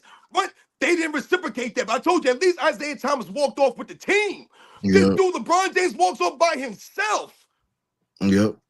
This the marshmallow era. That's like, what do you say? Can LeBron James not go on a podcast to explain away his bad behavior? I mean, can you ever just go on a talk show and seem semi-masculine, a tiny little shred of masculine? I know this is mean and I sound like a prick, but if you are attracted to LeBron James, then you're probably a bitch because the guy doesn't do anything inspiring. Right. He acts like a bitch and he tells the world here, all you have to do is provide excuses and everything's okay. You know, I really think the people who like LeBron are the ones who, you know, they're so plugged into the television that they have no idea that the television is mostly propaganda. You know what I'm saying? That's the only reason I can explain it, because I was at that point where I believe a lot of the stuff that I seen on TV was real and authentic until you start getting tapped into a different world of understanding. Like, damn, everything that they're saying on television is a lie, pretty much, you know, or their version of history, you know? So until fanboys get that part in their brain, like, man, ESPN is propaganda. ESPN is for ratings. It's for, you know, engagement. It's not about the truth. Come on, fanboys. You're really not just want to hear LeBron James do an interview where he isn't fucking explaining away his failures and blaming other people. Just once. Yo, you know what's funny? Yo, Zay. What happened? Here, I'm gonna play. No, I don't know. Hold on, what happened to my dog, man? I don't know. LeBron came and got him, man. I'm gonna remove him so that he can call back in. Yeah, hey, sports and fitness, man. Type if you okay in the chat, man. Uncut, quit pretending like you haven't heard my question and answer the goddamn question in the chat. Zay, I know you got a lot of fans in the chat. Somebody said he fell into a black hole. What? Did the LeBron Mafia get your ass? Yo, I don't even know what happened, man. I'm on my cell phone, so things happen sometimes when you're using your phone for this stuff. But what I was trying to say is that what Zay had me thinking, like, because I know he was talking about how he used to be a fan of LeBron James, and he kind of came to his senses. What it really makes me think about, a lot of LeBron James fans, they're kids that didn't grow up yet. And a lot of people, you know what I'm saying? That's what we talk about. Like, when you think about the things that they write in your comment section, they're children that haven't grown up. They refuse to grow up. They don't want to live in reality. And once again, the facts hurt these people. That's why they'll keep telling us, that, we're hating on LeBron James. But they have the Toys R Us syndrome. You remember the theme song for Toys R Us? I'm a kid. I don't want to grow up. I'm a Toys R Us kid. Right? That's the theme song. I don't want to grow up. I'm a Toys R Us kid. This LeBron James fan base, they don't want to grow up. Yep, I feel like, and then the older guys that like LeBron, they're getting beat up by their wives. They're getting they never grew up. They gotta ask for permission to take the trash out. They ride shotgun when their wife drives. You know what I mean? Like, hold on. Hey, y'all are leaving Shoot to Jay alone in the super chats. I don't want to sound like a beggar, but let's get some super chats going, people. Yeah. we're all getting hated on in YouTube. YouTube's turning us into beggars. Like, man, you like, dude, you gotta ask to go get a car wash. Like, man, come on. What's going on, man? You're like, yeah, how you doing, brother? Like, you don't talk like this. Let's watch another video. Rolling. Let's get to it. Why is this? Which one is this? Can't figure out a winning formula. Got a quick sneak peek for the members this morning. Today we're going to talk about a pattern that I have pointed out in the past, and it has reared its okay. Here comes the winning and losing. It's a pattern that should when LeBron's shooting too much. LeBron fans, but it won't because they don't watch the games, and ESPN and other analysts won't ever point it out. And yet it is an undeniable pattern. It's exactly what real sports analysts should be pointing out. And it's that when LeBron James tries to be the leading scorer on the team, or I should more specifically say, actually is the leading scorer on the team, that equals a big L for the Lakers.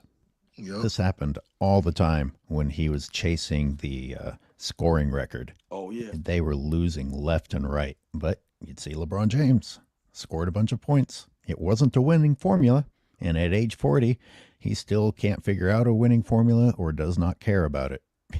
He cares about himself, and most of us by now are very aware that he just cares about himself. Let's do a quick overview, starting with the most recent Thunder game and then working back several games, and then I'll come back around and dig into the dirty details. All right, so obviously they lost. I should interject after the Dallas game that once again he was not the leading scorer and they won.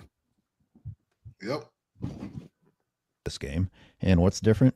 Well, LeBron James, after having taken a back seat for a while, is now the leading scorer again. And they lost. Look at the other games. Just look at their previous meeting with the exact same team. They won. What's the difference? LeBron James was the third leading scorer on the team. There were 6 Lakers in double digits.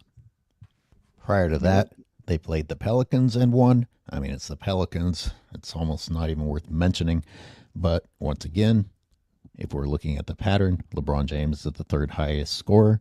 It's a win for the Lakers. The game prior to that one was against the Warriors, and we see a break in the pattern.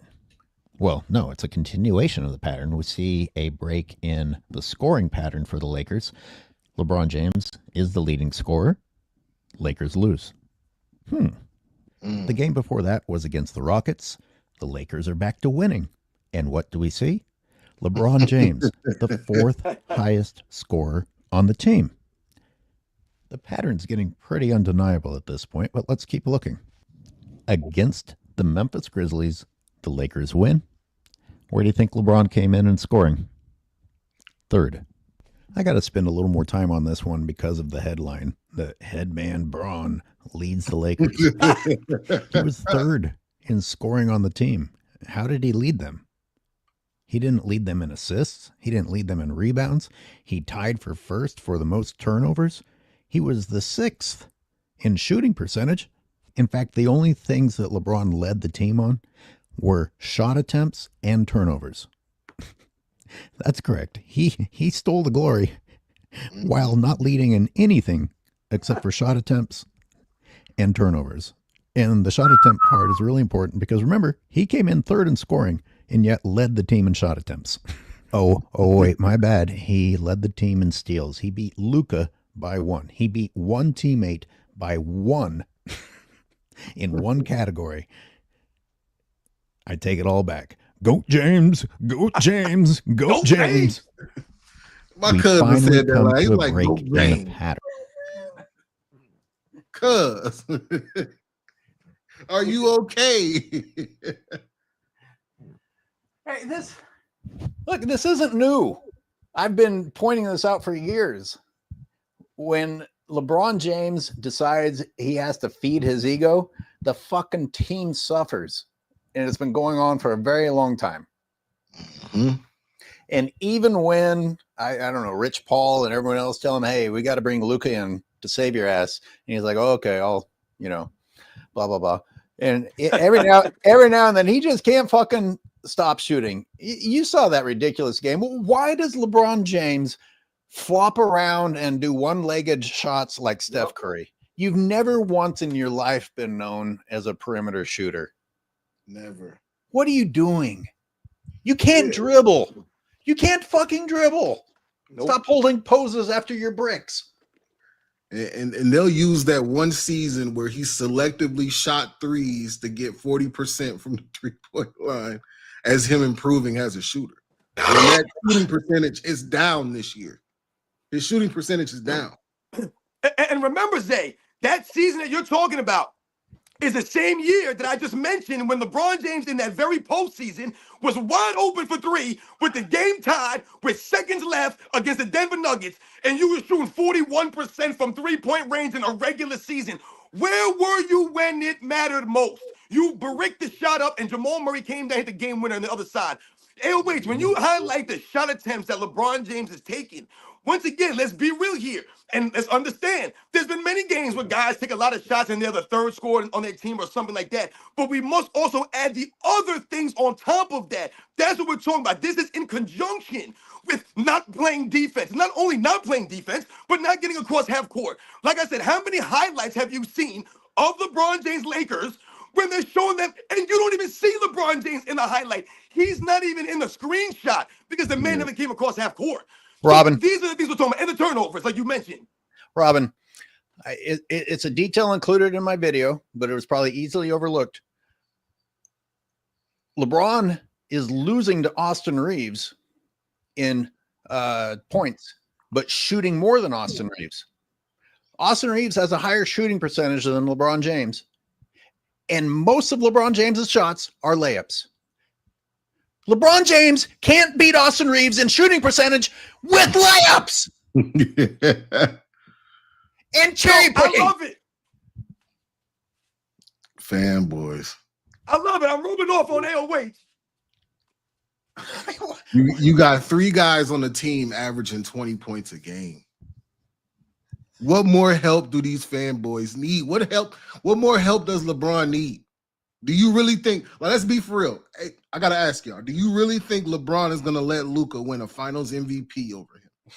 Do you think you think that's he's where the gonna sabotage comes from? Come on. Yo, but you know what we're saying? And this is why we said, like you were saying, Zay, it's all LeBron James. He's going to be the problem because if you really think about the Lakers, like what you guys were just talking about, and how everyone's promoting this, let's be honest here. We all know Luka Dončić is one of the top players coming into the season, right? He was one of the top-rated players coming into this season. But now I'm hearing Stephen A. Smith and other guys on ESPN promoting Austin Reeves as the best third option in the NBA. So if that's the case, and you have a deep bench, right? You have the coach that you wanted. Remember, they promoted J.J. Redick also coming into the season as a Pat Riley type coach, a savant, a high IQ of basketball. So you have all of these things going for you. Who's the weak link here? The weak link's LeBron James. So if the Lakers don't win the championship at the minimum, it's going to be LeBron James' fault. They even said Rui is the best 4th option. My bad. Go ahead. I mean, as soon as they got Rui, I said, could we have Rui on the Warriors? He's just going to get shit on the Lakers, but Rui's great. So this is also in the members only video. I won't show the rest of it because I can just tell you. Go and look at the stats page of NBA.com and you'll look at the leaderboards from the previous night. Every single time you want to hear this bullshit about LeBron James and the MVP talk, go and notice that LeBron James is not a leader in a fucking thing. Nothing. Except for, and against the Thunder, he was the leader in turnovers. Congratulations for being on the leaderboard, LeBron James. You were the leader in turnovers. And one other category, I bet you guys can guess which category it is, being as how the Lakers shot 37 free throws. LeBron James was on the leaderboard for shooting 10 free throws himself in a loss. 37. You know what's crazy, man? Isn't that right? 17 more than the Thunder shot? Yep. Don't forget 3 technical free throws. So really. Right. You shot more than double the free throws. Like, come on. And still lost by 16. When Luka went out, they went on a 29-12 run. Are you kidding me? Fanboys. Who is on the court? You're king. You're glorious. It's crazy, man. My man is in year 22. He been playing basketball for a long time, man. He been playing at a high level for a long time, right? In the NBA. All these years, LeBron James. This man's still averaging almost 4 turnovers a game? What are we doing here? This is what we're talking about. How are you averaging almost 4 turnovers a game in year 22 when you've been playing with talents like Anthony Davis and Luka Dončić this season, man? In the weakest, softest NBA with the freedom of movement, all this space to play, and you turn the ball over still that many times? And you know why? Like you saw in the video, because you can't dribble. You have no footwork. You're still stumbling and bumbling. You're a goof out there, man. He wasn't even called for those. I mean, when you say, I understand that 4 turnovers is terrible, but it doesn't sound accurate because he seems like he should have 6 or 7 a game. I mean, there's all the shit that isn't called to try and save his ass from 10 turnovers a game. Thanos Snap Feminism. Thank you very much for the super chat. AOH, this has been standard operating procedure that when LeBron leads in scoring, the Lakers lose, since LeBron traded Westbrook and sacrificed the continuity of the team for the scoring record. Yes, sir. And I've made videos on it, and I'm sure you've watched them.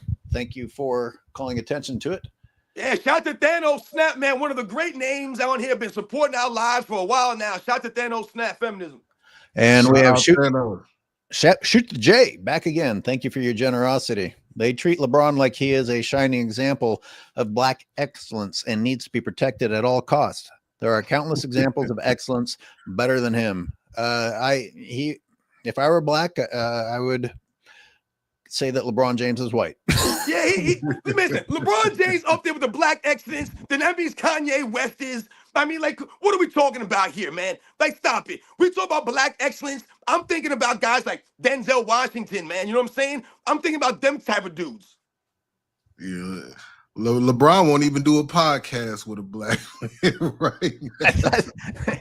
hey, knock it off, man. I'm gonna play with politics slightly, but I want to get into it. But isn't going on the Kelsey show? Isn't that a MAGA show or a MAGA people? And then isn't also McAfee? I understand business. But I mean, if one side is clearly this and another side is clearly that, what are you telling people when you don't care about that anymore because you both are going to benefit financially? I mean, you're basically saying none of it actually matters.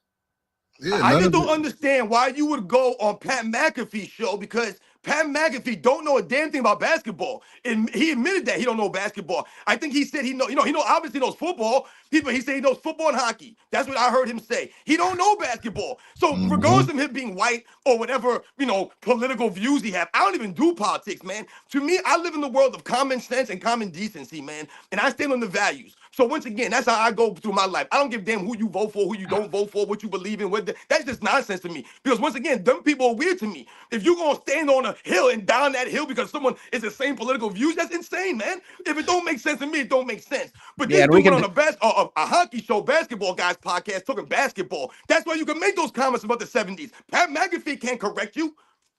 Yeah, what is ethics? What is decency? Let's take the politics out of it. But if McAfee's show is about letting people come on and spew bullshit, and you're allowing somebody to spread their bullshit to the world, then fuck you. Yeah, I mean, that benefited Pat McAfee more than it benefited LeBron. If we be honest, fact. Is that his plan though? Is that like some hidden genius, or is it just the way it happens when you let a blabbermouth like LeBron James on your show? I mean, Pat McAfee was like, shit, it's going to give me ratings and views. This is going to open me up to more guys maybe on the left side of the spectrum. Pat McAfee was like, shit, LeBron, if you come on this show, we're going to glaze you up. We're going to deep throat you. Yep. We're going to rub lotion all over your back. You're going to be able to say whatever you want freely. There's going to be no pushback. And, hey, I'll get the views. So I don't care what LeBron said publicly. He's a billionaire. He did not vote. Even though, y'all seen the video of Pat McAfee. Y'all seen that video of Pat McAfee a couple years ago saying that he didn't like LeBron. Oh, right? Yeah. Y'all seen that, right? So knowing that LeBron is the type of person to hold grudges, he will think about this for the end of time. Why did he go on that show? Let me read this. Jamal Rochard. Most of the older LeBron YouTube content creators are being contrarians to find a niche audience. Yeah, I mean, you can pretty much spew anything now, right?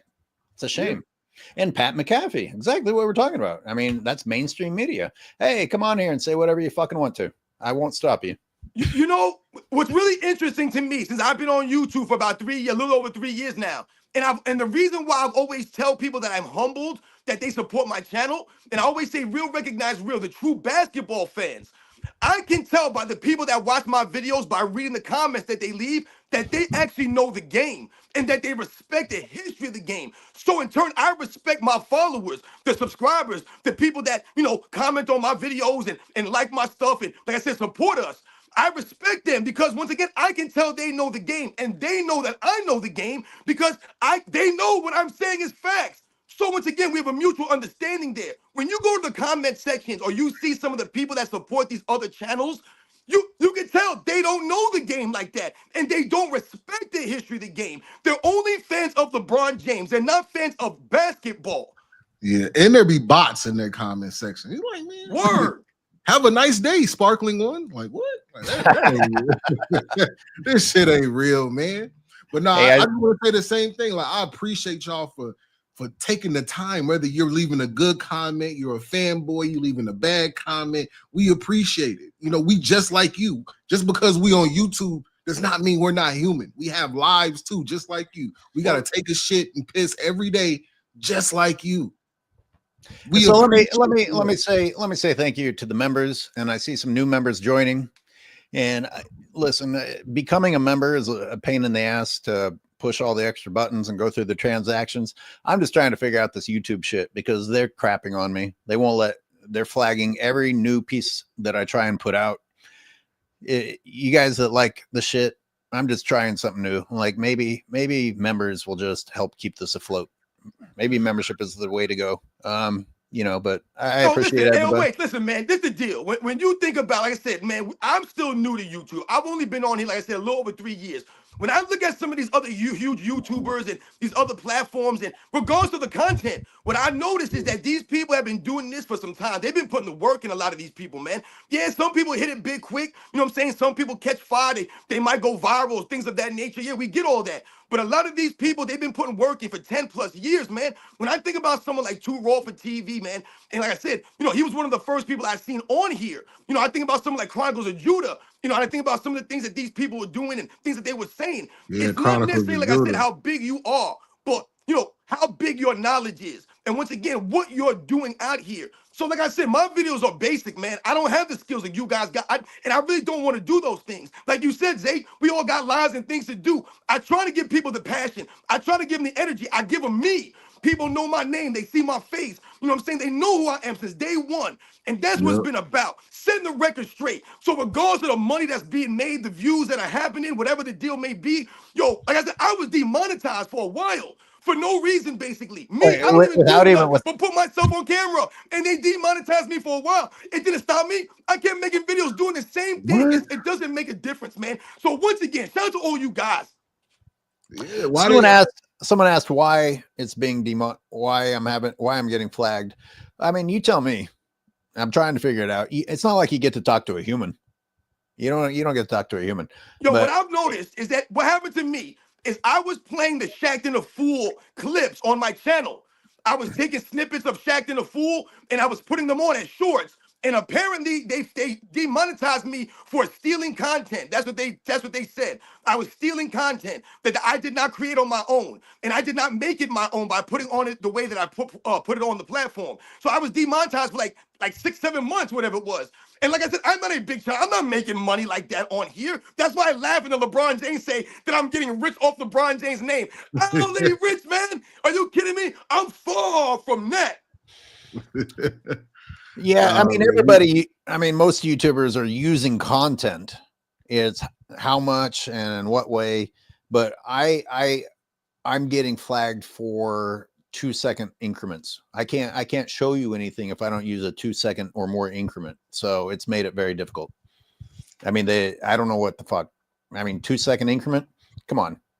Yeah, it's unbelievable. You know, they haven't messed with me this month, like I said. So I've been thankful because, you know, I try to color grade and add transitions and try to transform the video a little bit more than normal that I normally would. And it's been trying to calming down on the copyright, which thank God. But now are they boosting the video the same way that they did before? I don't think so. I need to pick me up. Let me play some music there. I don't hear people saying like, oh, I'm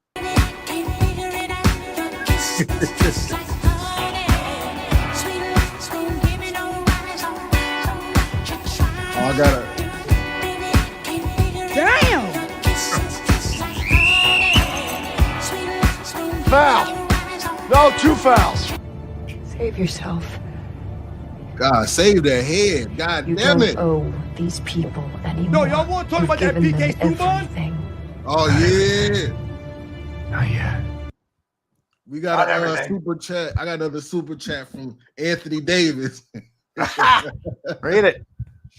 Question: if LaForty, aka LaBarbie doll, is finally caught using PEDs allegedly, would that tarnish the players that he's played with and won championships with legacy? Oh no. I didn't even think about that.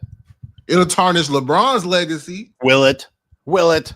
Yes, it will. Yeah, they have an explanation. They have a fucking excuse for everything he does. They'll be looking like Pookie on New Jack City if Stop this it. allegations came out. Fanboys will be sick. Come on, all they're that already hooping and hollering.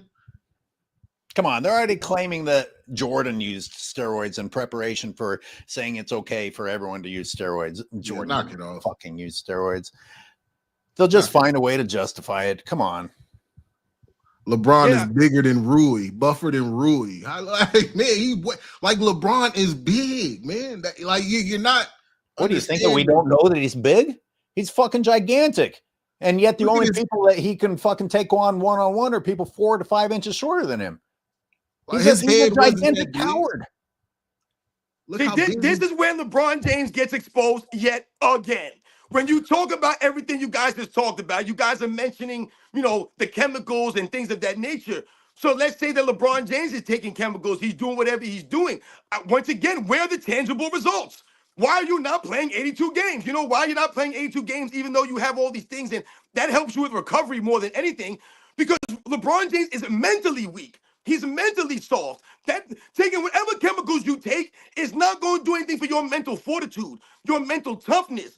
And that's what we see on display from LeBron James. When you're missing games for soreness, listen, man, a lot of the other Warriors back in the day, they wasn't missing games because of that stuff, man. They showed up to work more often than not. Those guys were really tough. They had legit grit. Anytime LeBron James has had a chance to show true grit, show true heart, he misses games. He sits out. He load manages. I plan on playing 82, and then you play 71. What are we talking about here? What are we talking about here? You know what we're talking about? We're talking about what PK Subban was alluding to the other day, man. Like I said, shout out to my man Zay, who put me on to that, and I was watching his video.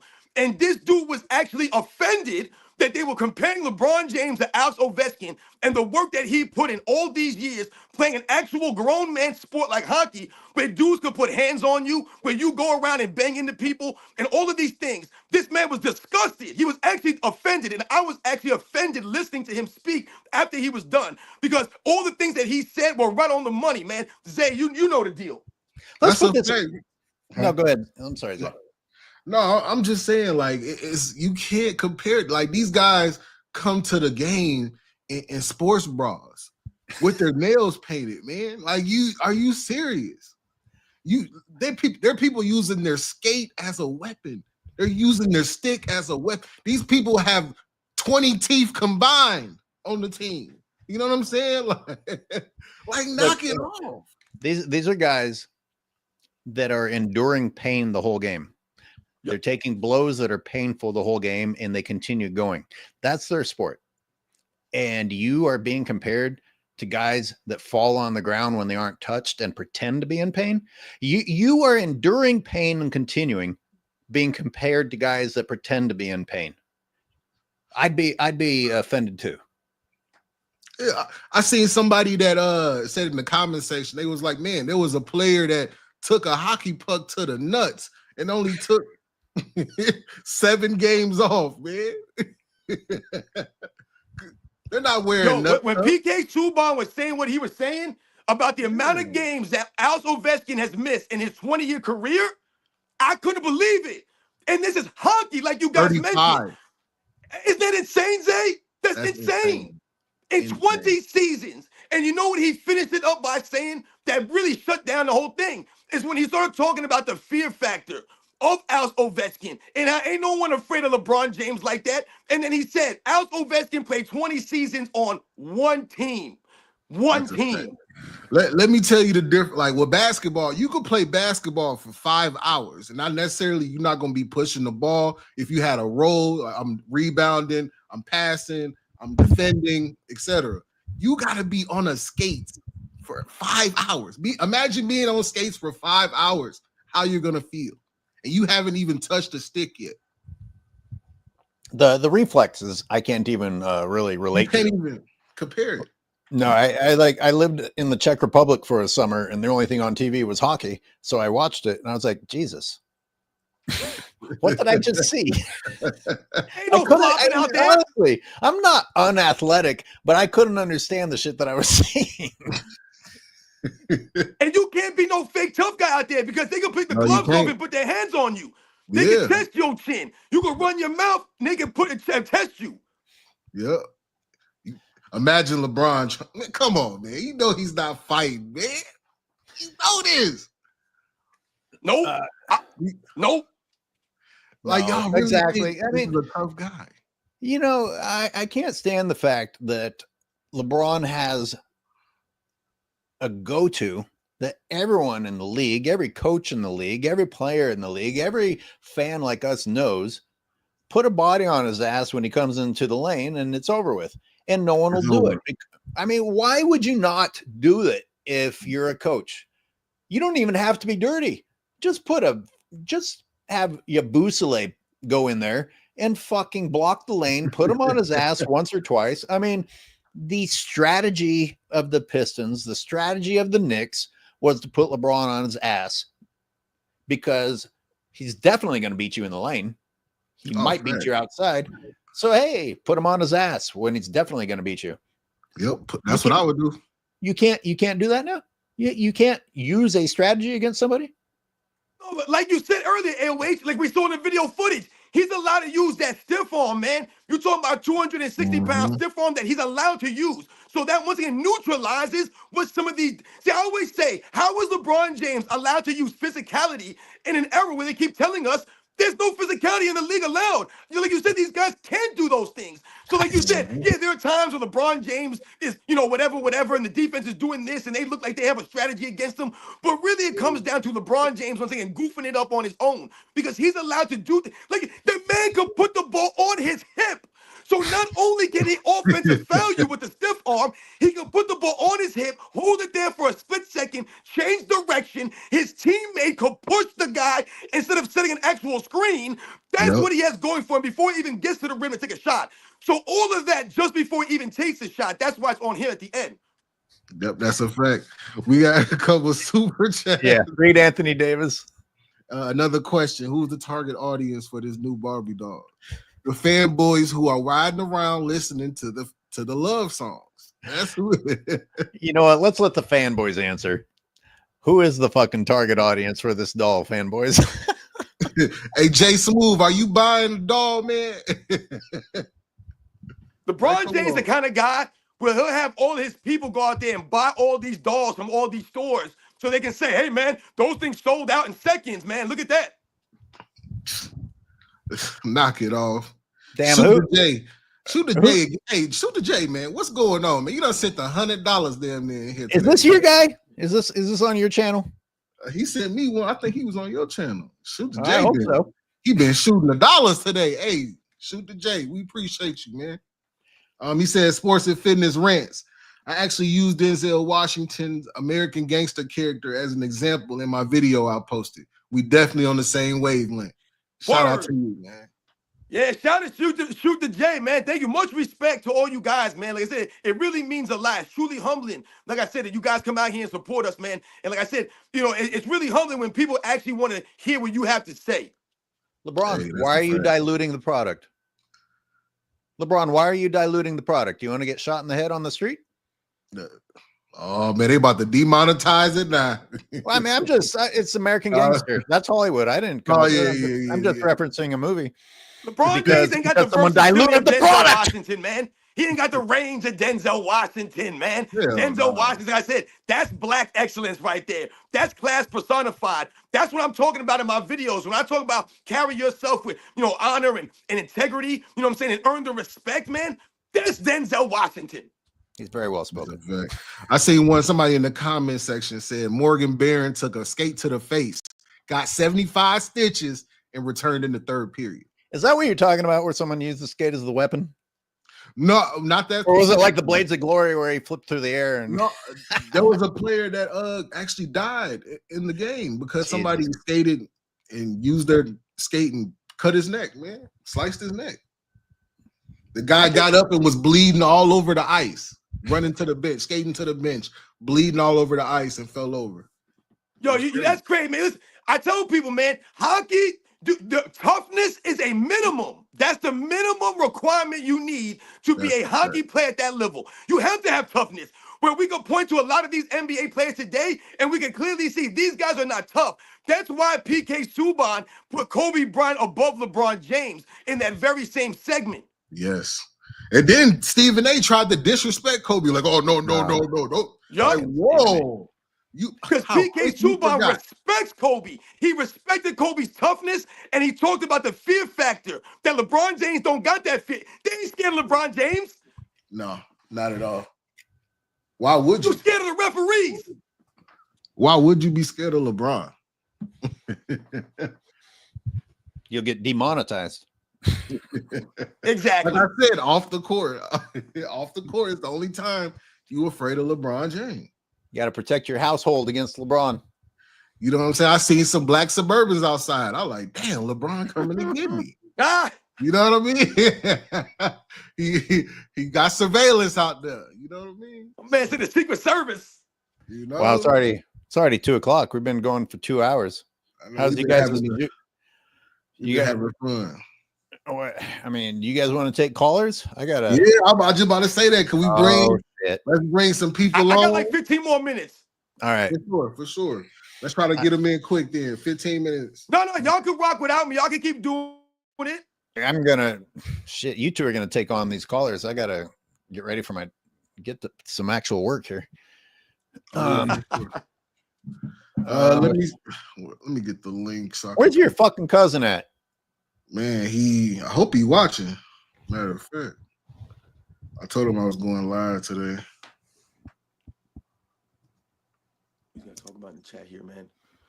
Yo, shout out to everybody that came through the chat again, man. I see you guys in the chat. Man, you guys are blowing the chat up, man, for real. Anthony Davis sent another super chat. He said, last one. Did y'all see him trying to hug up and joke with AD last night, but AD wasn't fucking with it?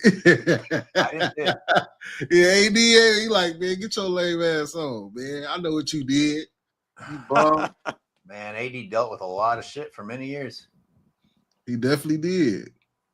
Like, you tarnished my career, even though I got you the championship. I should have been the finals MVP, but they give it to you. You wouldn't have won. Man got 40 and 20 in the tournament cup championship, and they gave him MVP to LeBron James. I was there. I was on the bench. I was on the Pacers bench. That's crazy. I was on the Pacers bench, man. The last chair. This is actually in the Netflix documentary. It's season the start of 5. What episode was it? It's one of those episodes. I haven't seen the whole thing, but somebody had sent it to me. But I was on the bench and I seen AD drop 40 and 20, and they gave it to LaFody James. Man, knock it off. Oh, that's fresh. Knock it off.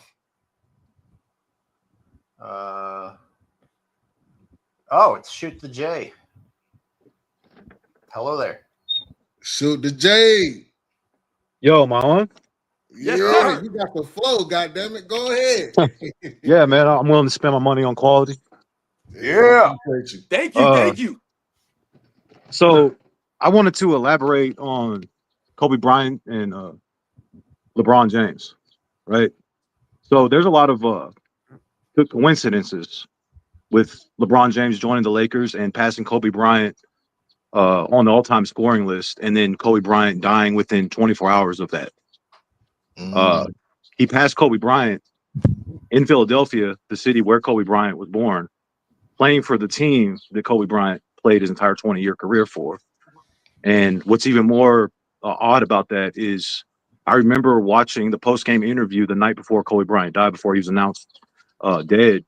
I mean, the actual interview, you can go look it up yourself on YouTube. It's titled LeBron James shares his fondest memories of Kobe Bryant. And the way that he was talking about him was as if he had already gone. And this was before he was even announced, and I find it very, I know I'm not trying to put a tinfoil hat on or anything, but there's too many. And then also recently with the fact that people are calling out LeBron James for not even showing up to Kobe Bryant's memorials, there's a lot of weird, LeBron likes to use himself. That's one of his favorite lines lately is, weird energy. This person's weird energy. Nobody's got more weirder energy than LeBron, I think, in this whole entire situation, like his whole career.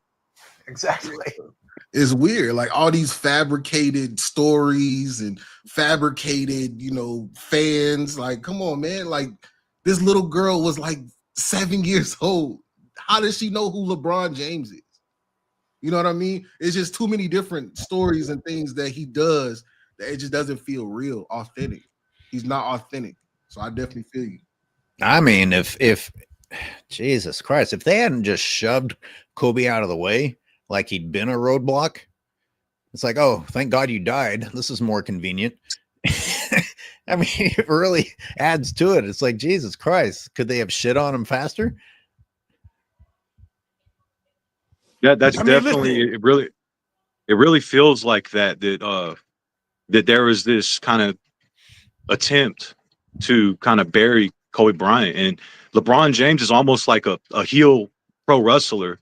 Like I don't know if you guys are familiar with pro wrestling, but there's a term where they say like the top superstars, they bury it's like a kind of like a they bury the potential people that could be stars themselves and kind of take that legendary role. They do. There's a lot of that going on, and I mean it's just LeBron James's entire career, like Zay's said, it seems very fabricated from the get-go. Like I've been watching the NBA since the mid-90s when my Houston Rockets got back-to-back championships with Hakeem Olajuwon.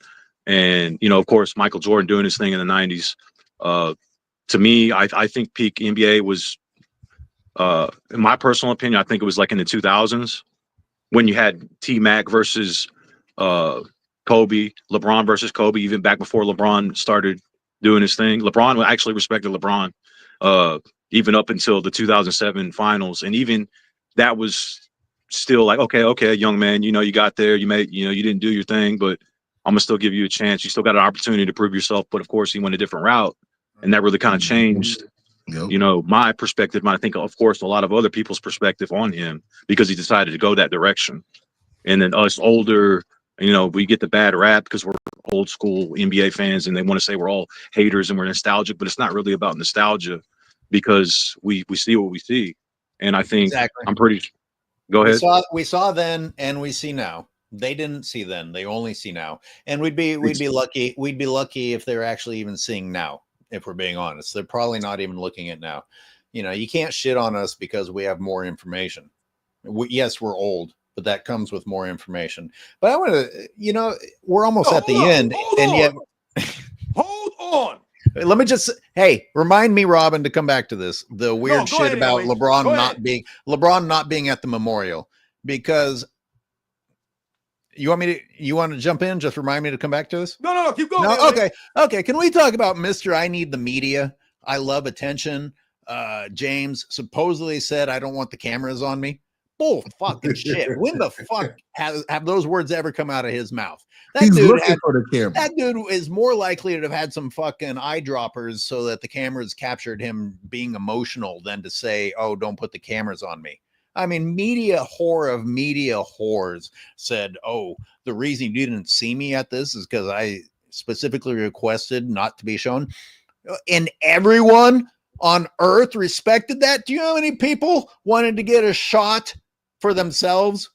Stop it. Stop it. The whole world just said, okay, LeBron, we won't film you. Knock it off. No, I honestly, man, I'm not a conspiracy theorist. Well, I am, but for YouTube purposes, I'm not a conspiracy theorist. But I do believe LaFody knew something was going to happen to Kobe. I don't know what he do, but I believe he knew something. Man, I'm gonna say it. Allegedly. Shoot to Jay. We appreciate you. Thank you for coming on. I'm going to give someone else a chance. And this next person is 20K. 20K, you're on. Hey, can y'all hear me? Yes. Yeah, I see that poster in the background. I see you, man. Oh, thank God. Hey, thank God. God. I got a question for all of y'all. Then I'm gonna burn off. My man right here. So So, have y'all ever seen a worse play than this sequence right here? And y'all know what I'm talking about. It was the Bulls versus Lakers, where it was 12 seconds left. The Bulls throw the ball in. LeBron James not holding this man. They up by 5. They shoot a 3. LeBron James take the ball out. He throw an interception because he was lazy. They score another 3. They go down the court. Lakers score 2 points. Okay, so they back up by 1. The Bulls throw the ball in. They hit a half-court shot with 3 seconds left, and the Bulls win the game. Answer that question. I'm going to bounce. Have I seen a worse one? Have you ever seen a worse sequence than those plays right there? Have you ever seen somebody lose the game for their team worse than LeBron James did? Because they shot that half-court shot in LeBron James' face. They shot like the last 3. They shot the last 3 shots in LeBron's face, and he turned it over. You could have went back to the last. He's been playing. He's been playing for 22 years, so I may have seen worse. Now, that's a big resume of shit from LeBron James to choose from. On that last play, LeBron James, he did not guard the man inbounding the ball. The number 1 rule is you don't leave the man inbounding the ball, because the man inbounding the ball is the most dangerous player. Why? Because they can get the ball right back. And that's what happened. LeBron James was guarding no one. If you watch that play, everyone else was guarding a man. LeBron James guarding an area. What are you doing? The man who's inbound the ball was your man who got the ball back and shot it in his face. Hey, what about you, 93? Have you ever seen the worst sequence? Man, that's the worst sequence that I can remember off the top of my head. Wow. That I've ever seen. Man, you let Kevin Huerter hit a 3 in your face. Then you let Kobe White hit the 3 in your face. Then AOH, is that the worst play you ever seen? Somebody lose the game for their team like that? It was really bad, but I've seen LeBron James fuck up a lot. I'm going to have to research it to speak as a matter of fact, because, man, that guy has really blown it for the team a lot. But I just wanted to ask y'all that, because y'all know more about basketball than me. I'm going to keep watching the show. I see y'all when I see y'all. Yeah, I appreciate you. Thanks for tapping in. All right. All right. Right there. Well, he brings up a little bit of an interesting point in that video I was showing about LeBron James coming in 3rd or 4th and scoring. The Lakers win. And that Bulls game was an exception where he did come in 3rd and scoring, and they still lost. But he was exceptionally terrible in the 4th period. I mean, you just can't overcome that sort of fuckery. What's a better word? I mean, just fucking everything right down the drain for your team. Mm-hmm. So that should have been a statistic working in my pattern, that LeBron James was so bad in the 4th period that he even messed that one up. Yeah, for real. I mean, listen, shout out to my man 20 grand for coming through, man. True supporter. And, like we were saying, we joking around a little bit. It's not the worst, play of all time to end the game or to, blow the game for your team. Obviously, there have been much worse plays, by players in NBA's history. But when you talk about the consecutive plays, to end a game, that's pretty bad. And once again, he's supposed to be the greatest player of all time. So when you talk about Michael Jordan ending the way he ended the 98 finals, and you talk about that way he ended that game, and like I said, it was against the Chicago Bulls. That's irony in and of itself. Shout out to all you guys. I'm going to get up out of here, guys. I got to go. AOH, the Czar, once again, my man 93 Zay. You guys continue to do your thing. Thank you for everyone who came through and donated and supported us, man. Thanks, guys. Thanks for dropping in. Thanks for coming in, brother. Appreciate you. You know what he reminded me of? That the day after that Bulls game, when LeBron just shit the game right down the toilet, ESPN came on and gave a multiple choice question. What's hurting the Lakers more, Luka's shooting or Luka's defense? See, I'm not kidding either. That's ridiculous, man. When LeBron cost them the game, they go on television and say that. That's unbelievable. Jimmy James, thank you, sir, for one of those new LeBarbie dolls. I'll ship that to you, Zay. Do you want that doll? No, we're gonna ship it right back. Return to sender. Boy. Zay, we have someone named Just Chillin' who's been waiting. All right, for sure.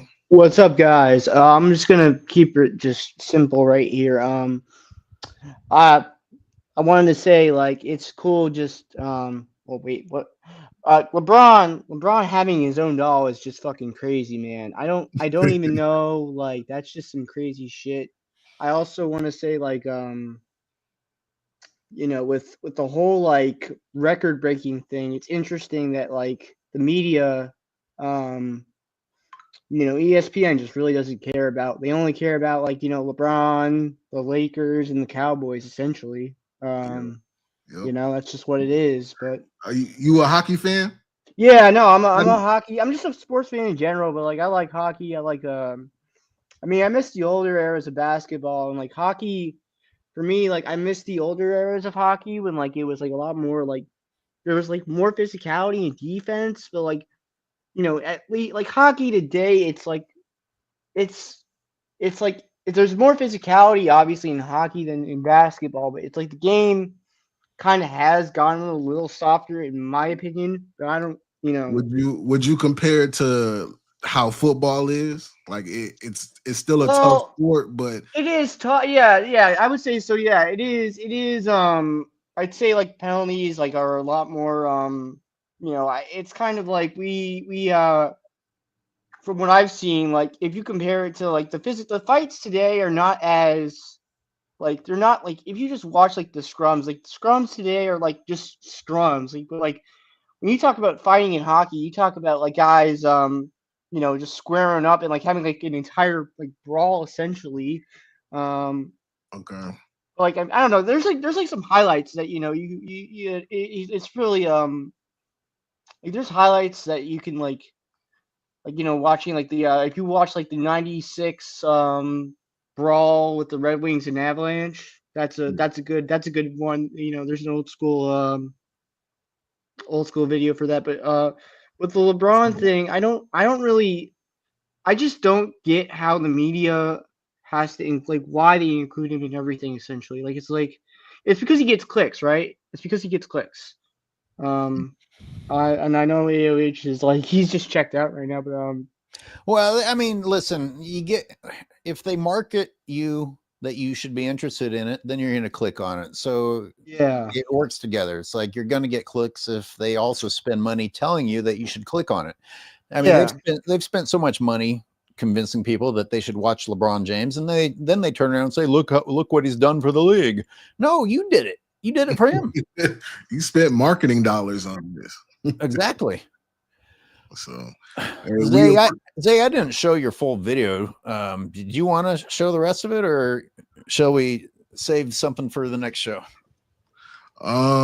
We can say that for the next show. We can continue to take calls, man, unless y'all want to finish watching the belt to ass in the comment section.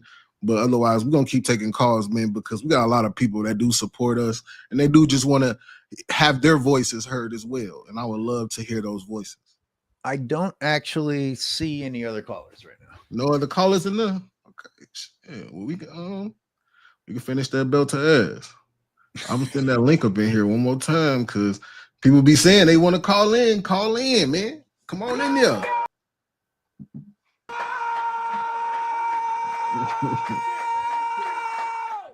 Y'all heard of Dre Day? Well, it was Shay Day. Let's get to it. Start them off right. Yeah. But Austin Reeves went crazy in this quarter. He had 15 in this quarter. He had me dropping down to my knees, man. Him and Luka, man, they was going crazy. But look at my boy LeBron making LaFauty sweat. LaFauty with the pass to Kobe of the Ozarks, and he started to heat up. Look at LeBron try to steal a rebound. But Jalen Williams said, "Nah, buddy." Why is there three people? Look at that. 3 people boxing out one guy so LeBron can get the rebound.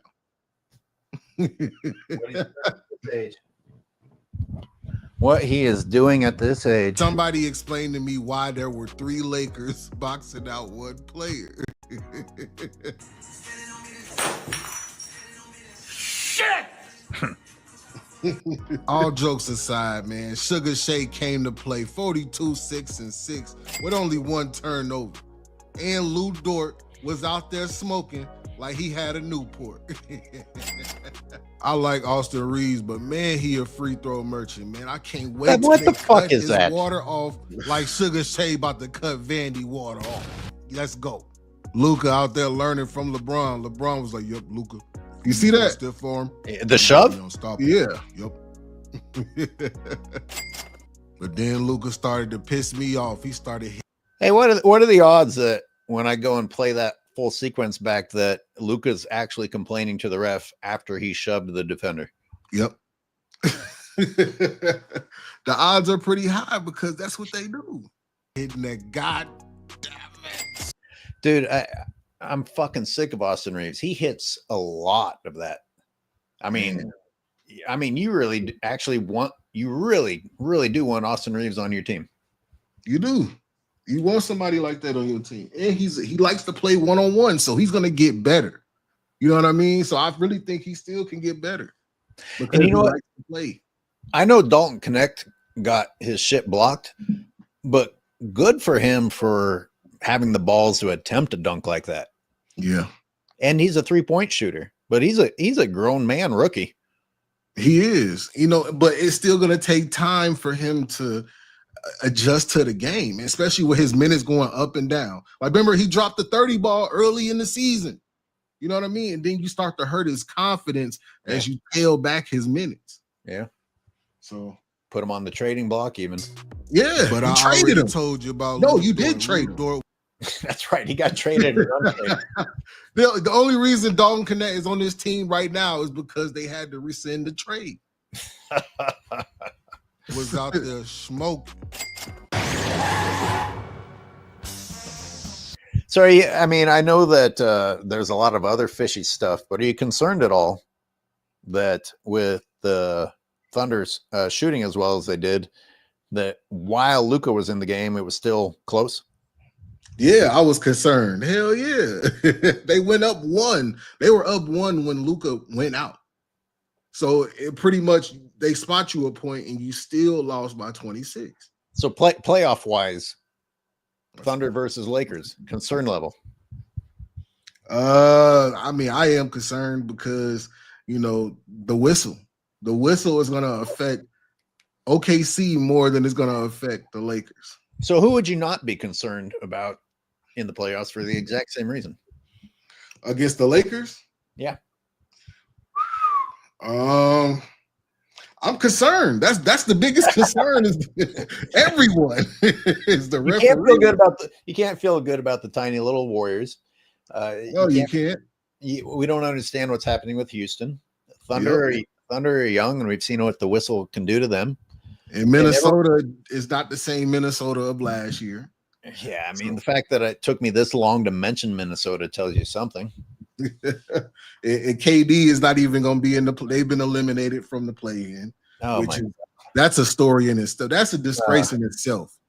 Bradley Beal should be ashamed of himself for stealing as much money as he has stolen. I'm so blessed. I have a no trade clause. The Mavs are not going anywhere because there's no Kyrie. If they had Kyrie last night, then I think it'd be a different story.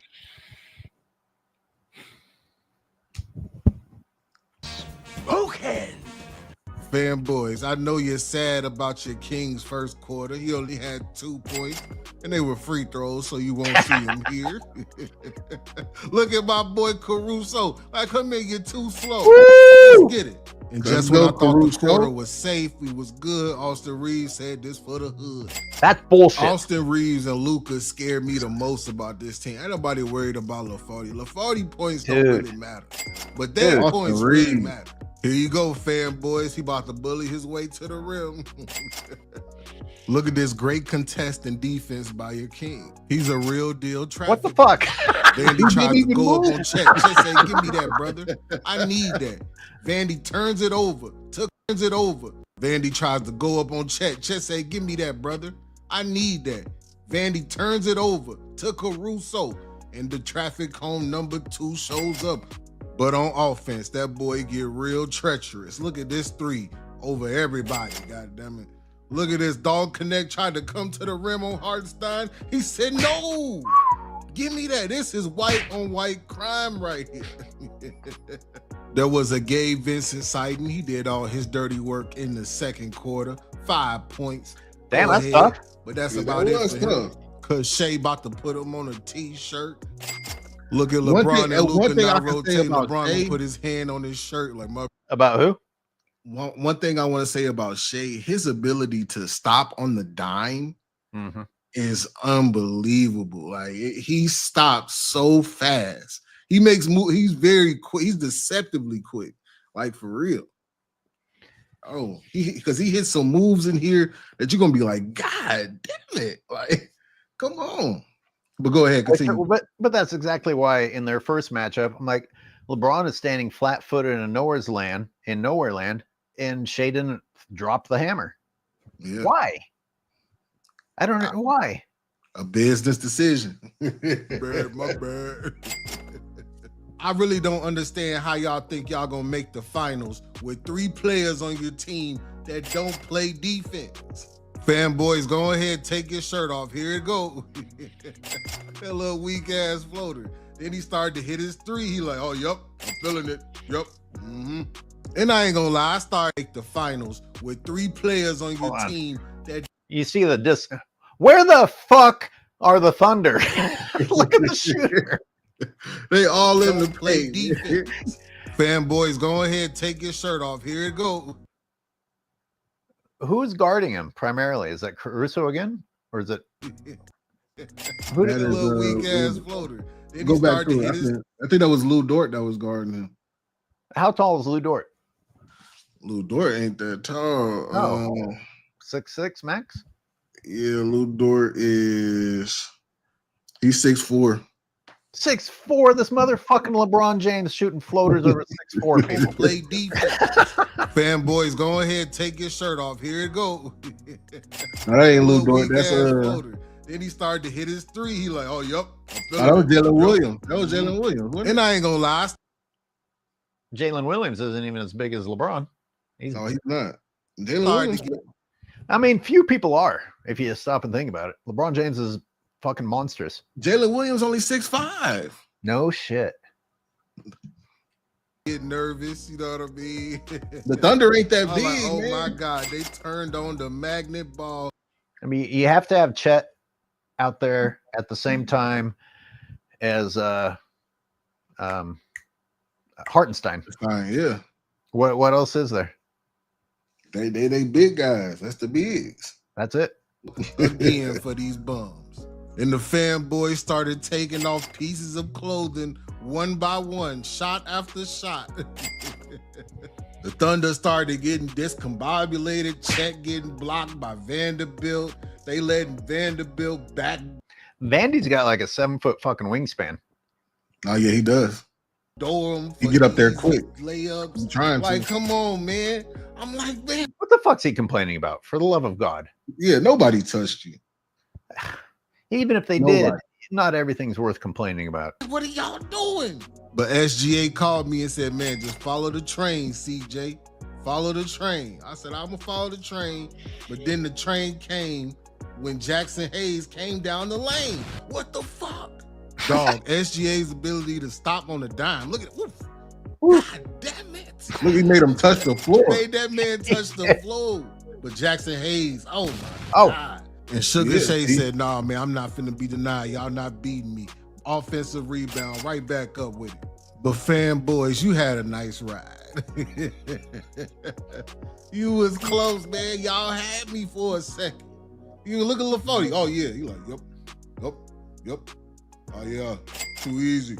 Fanboys, welcome to the end of the road, because after this is the second tech for Luka. Luka got ejected. And you thought you was gonna be able to sit out them last 3 games and get you some rest, but now you gotta win these next 2 games. You know, I gotta stop, because Luka turned like he was harboring something from before and found the fan to talk. Mm-hmm. It's like grow up, man. You are literally being paid to make that shot. And you went out of your way to find the fan and talk to him. It's not like the fan yelled and you yelled back.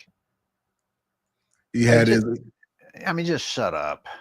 He wanted his Jordan Spike Lee moment, man. So you can hold on to that third seed. But man, once Luka went out, they went on a 29-12 run and blew the doors off them boys. Sent them boys to the shadow round. Put the plunge in them. Beat their ears together.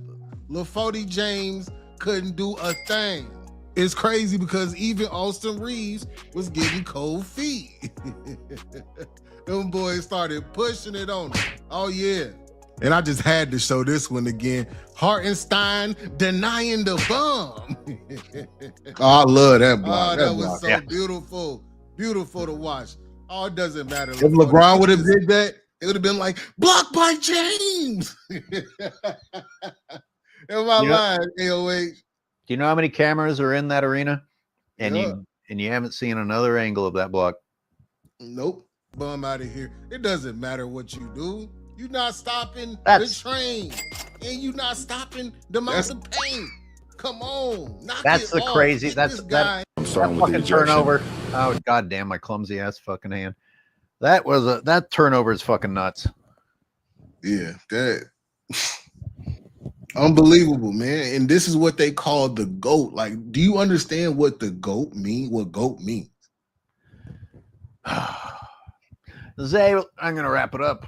It's fucking late in the afternoon here, and I got to get to my real job. No, yeah, I definitely got to get cooking too, man. We got to get to dropping this content. You know, it's the weekend, about to be the weekend here shortly. So, you know, let's get to it. All right. I appreciate you having me on. I appreciate y'all for tapping in. Thank you to everybody who sent a super chat. Thank you for hitting up the chat. Thank you for watching. Make sure y'all hit the like button. Thank you, Zay, for being here. And are you joining on Sunday? Yeah, I'll be there Sunday. Sunday right. panel. Make sure you're there. See everyone Sunday. Thank you. Thank you, new members. Thank you, supporters.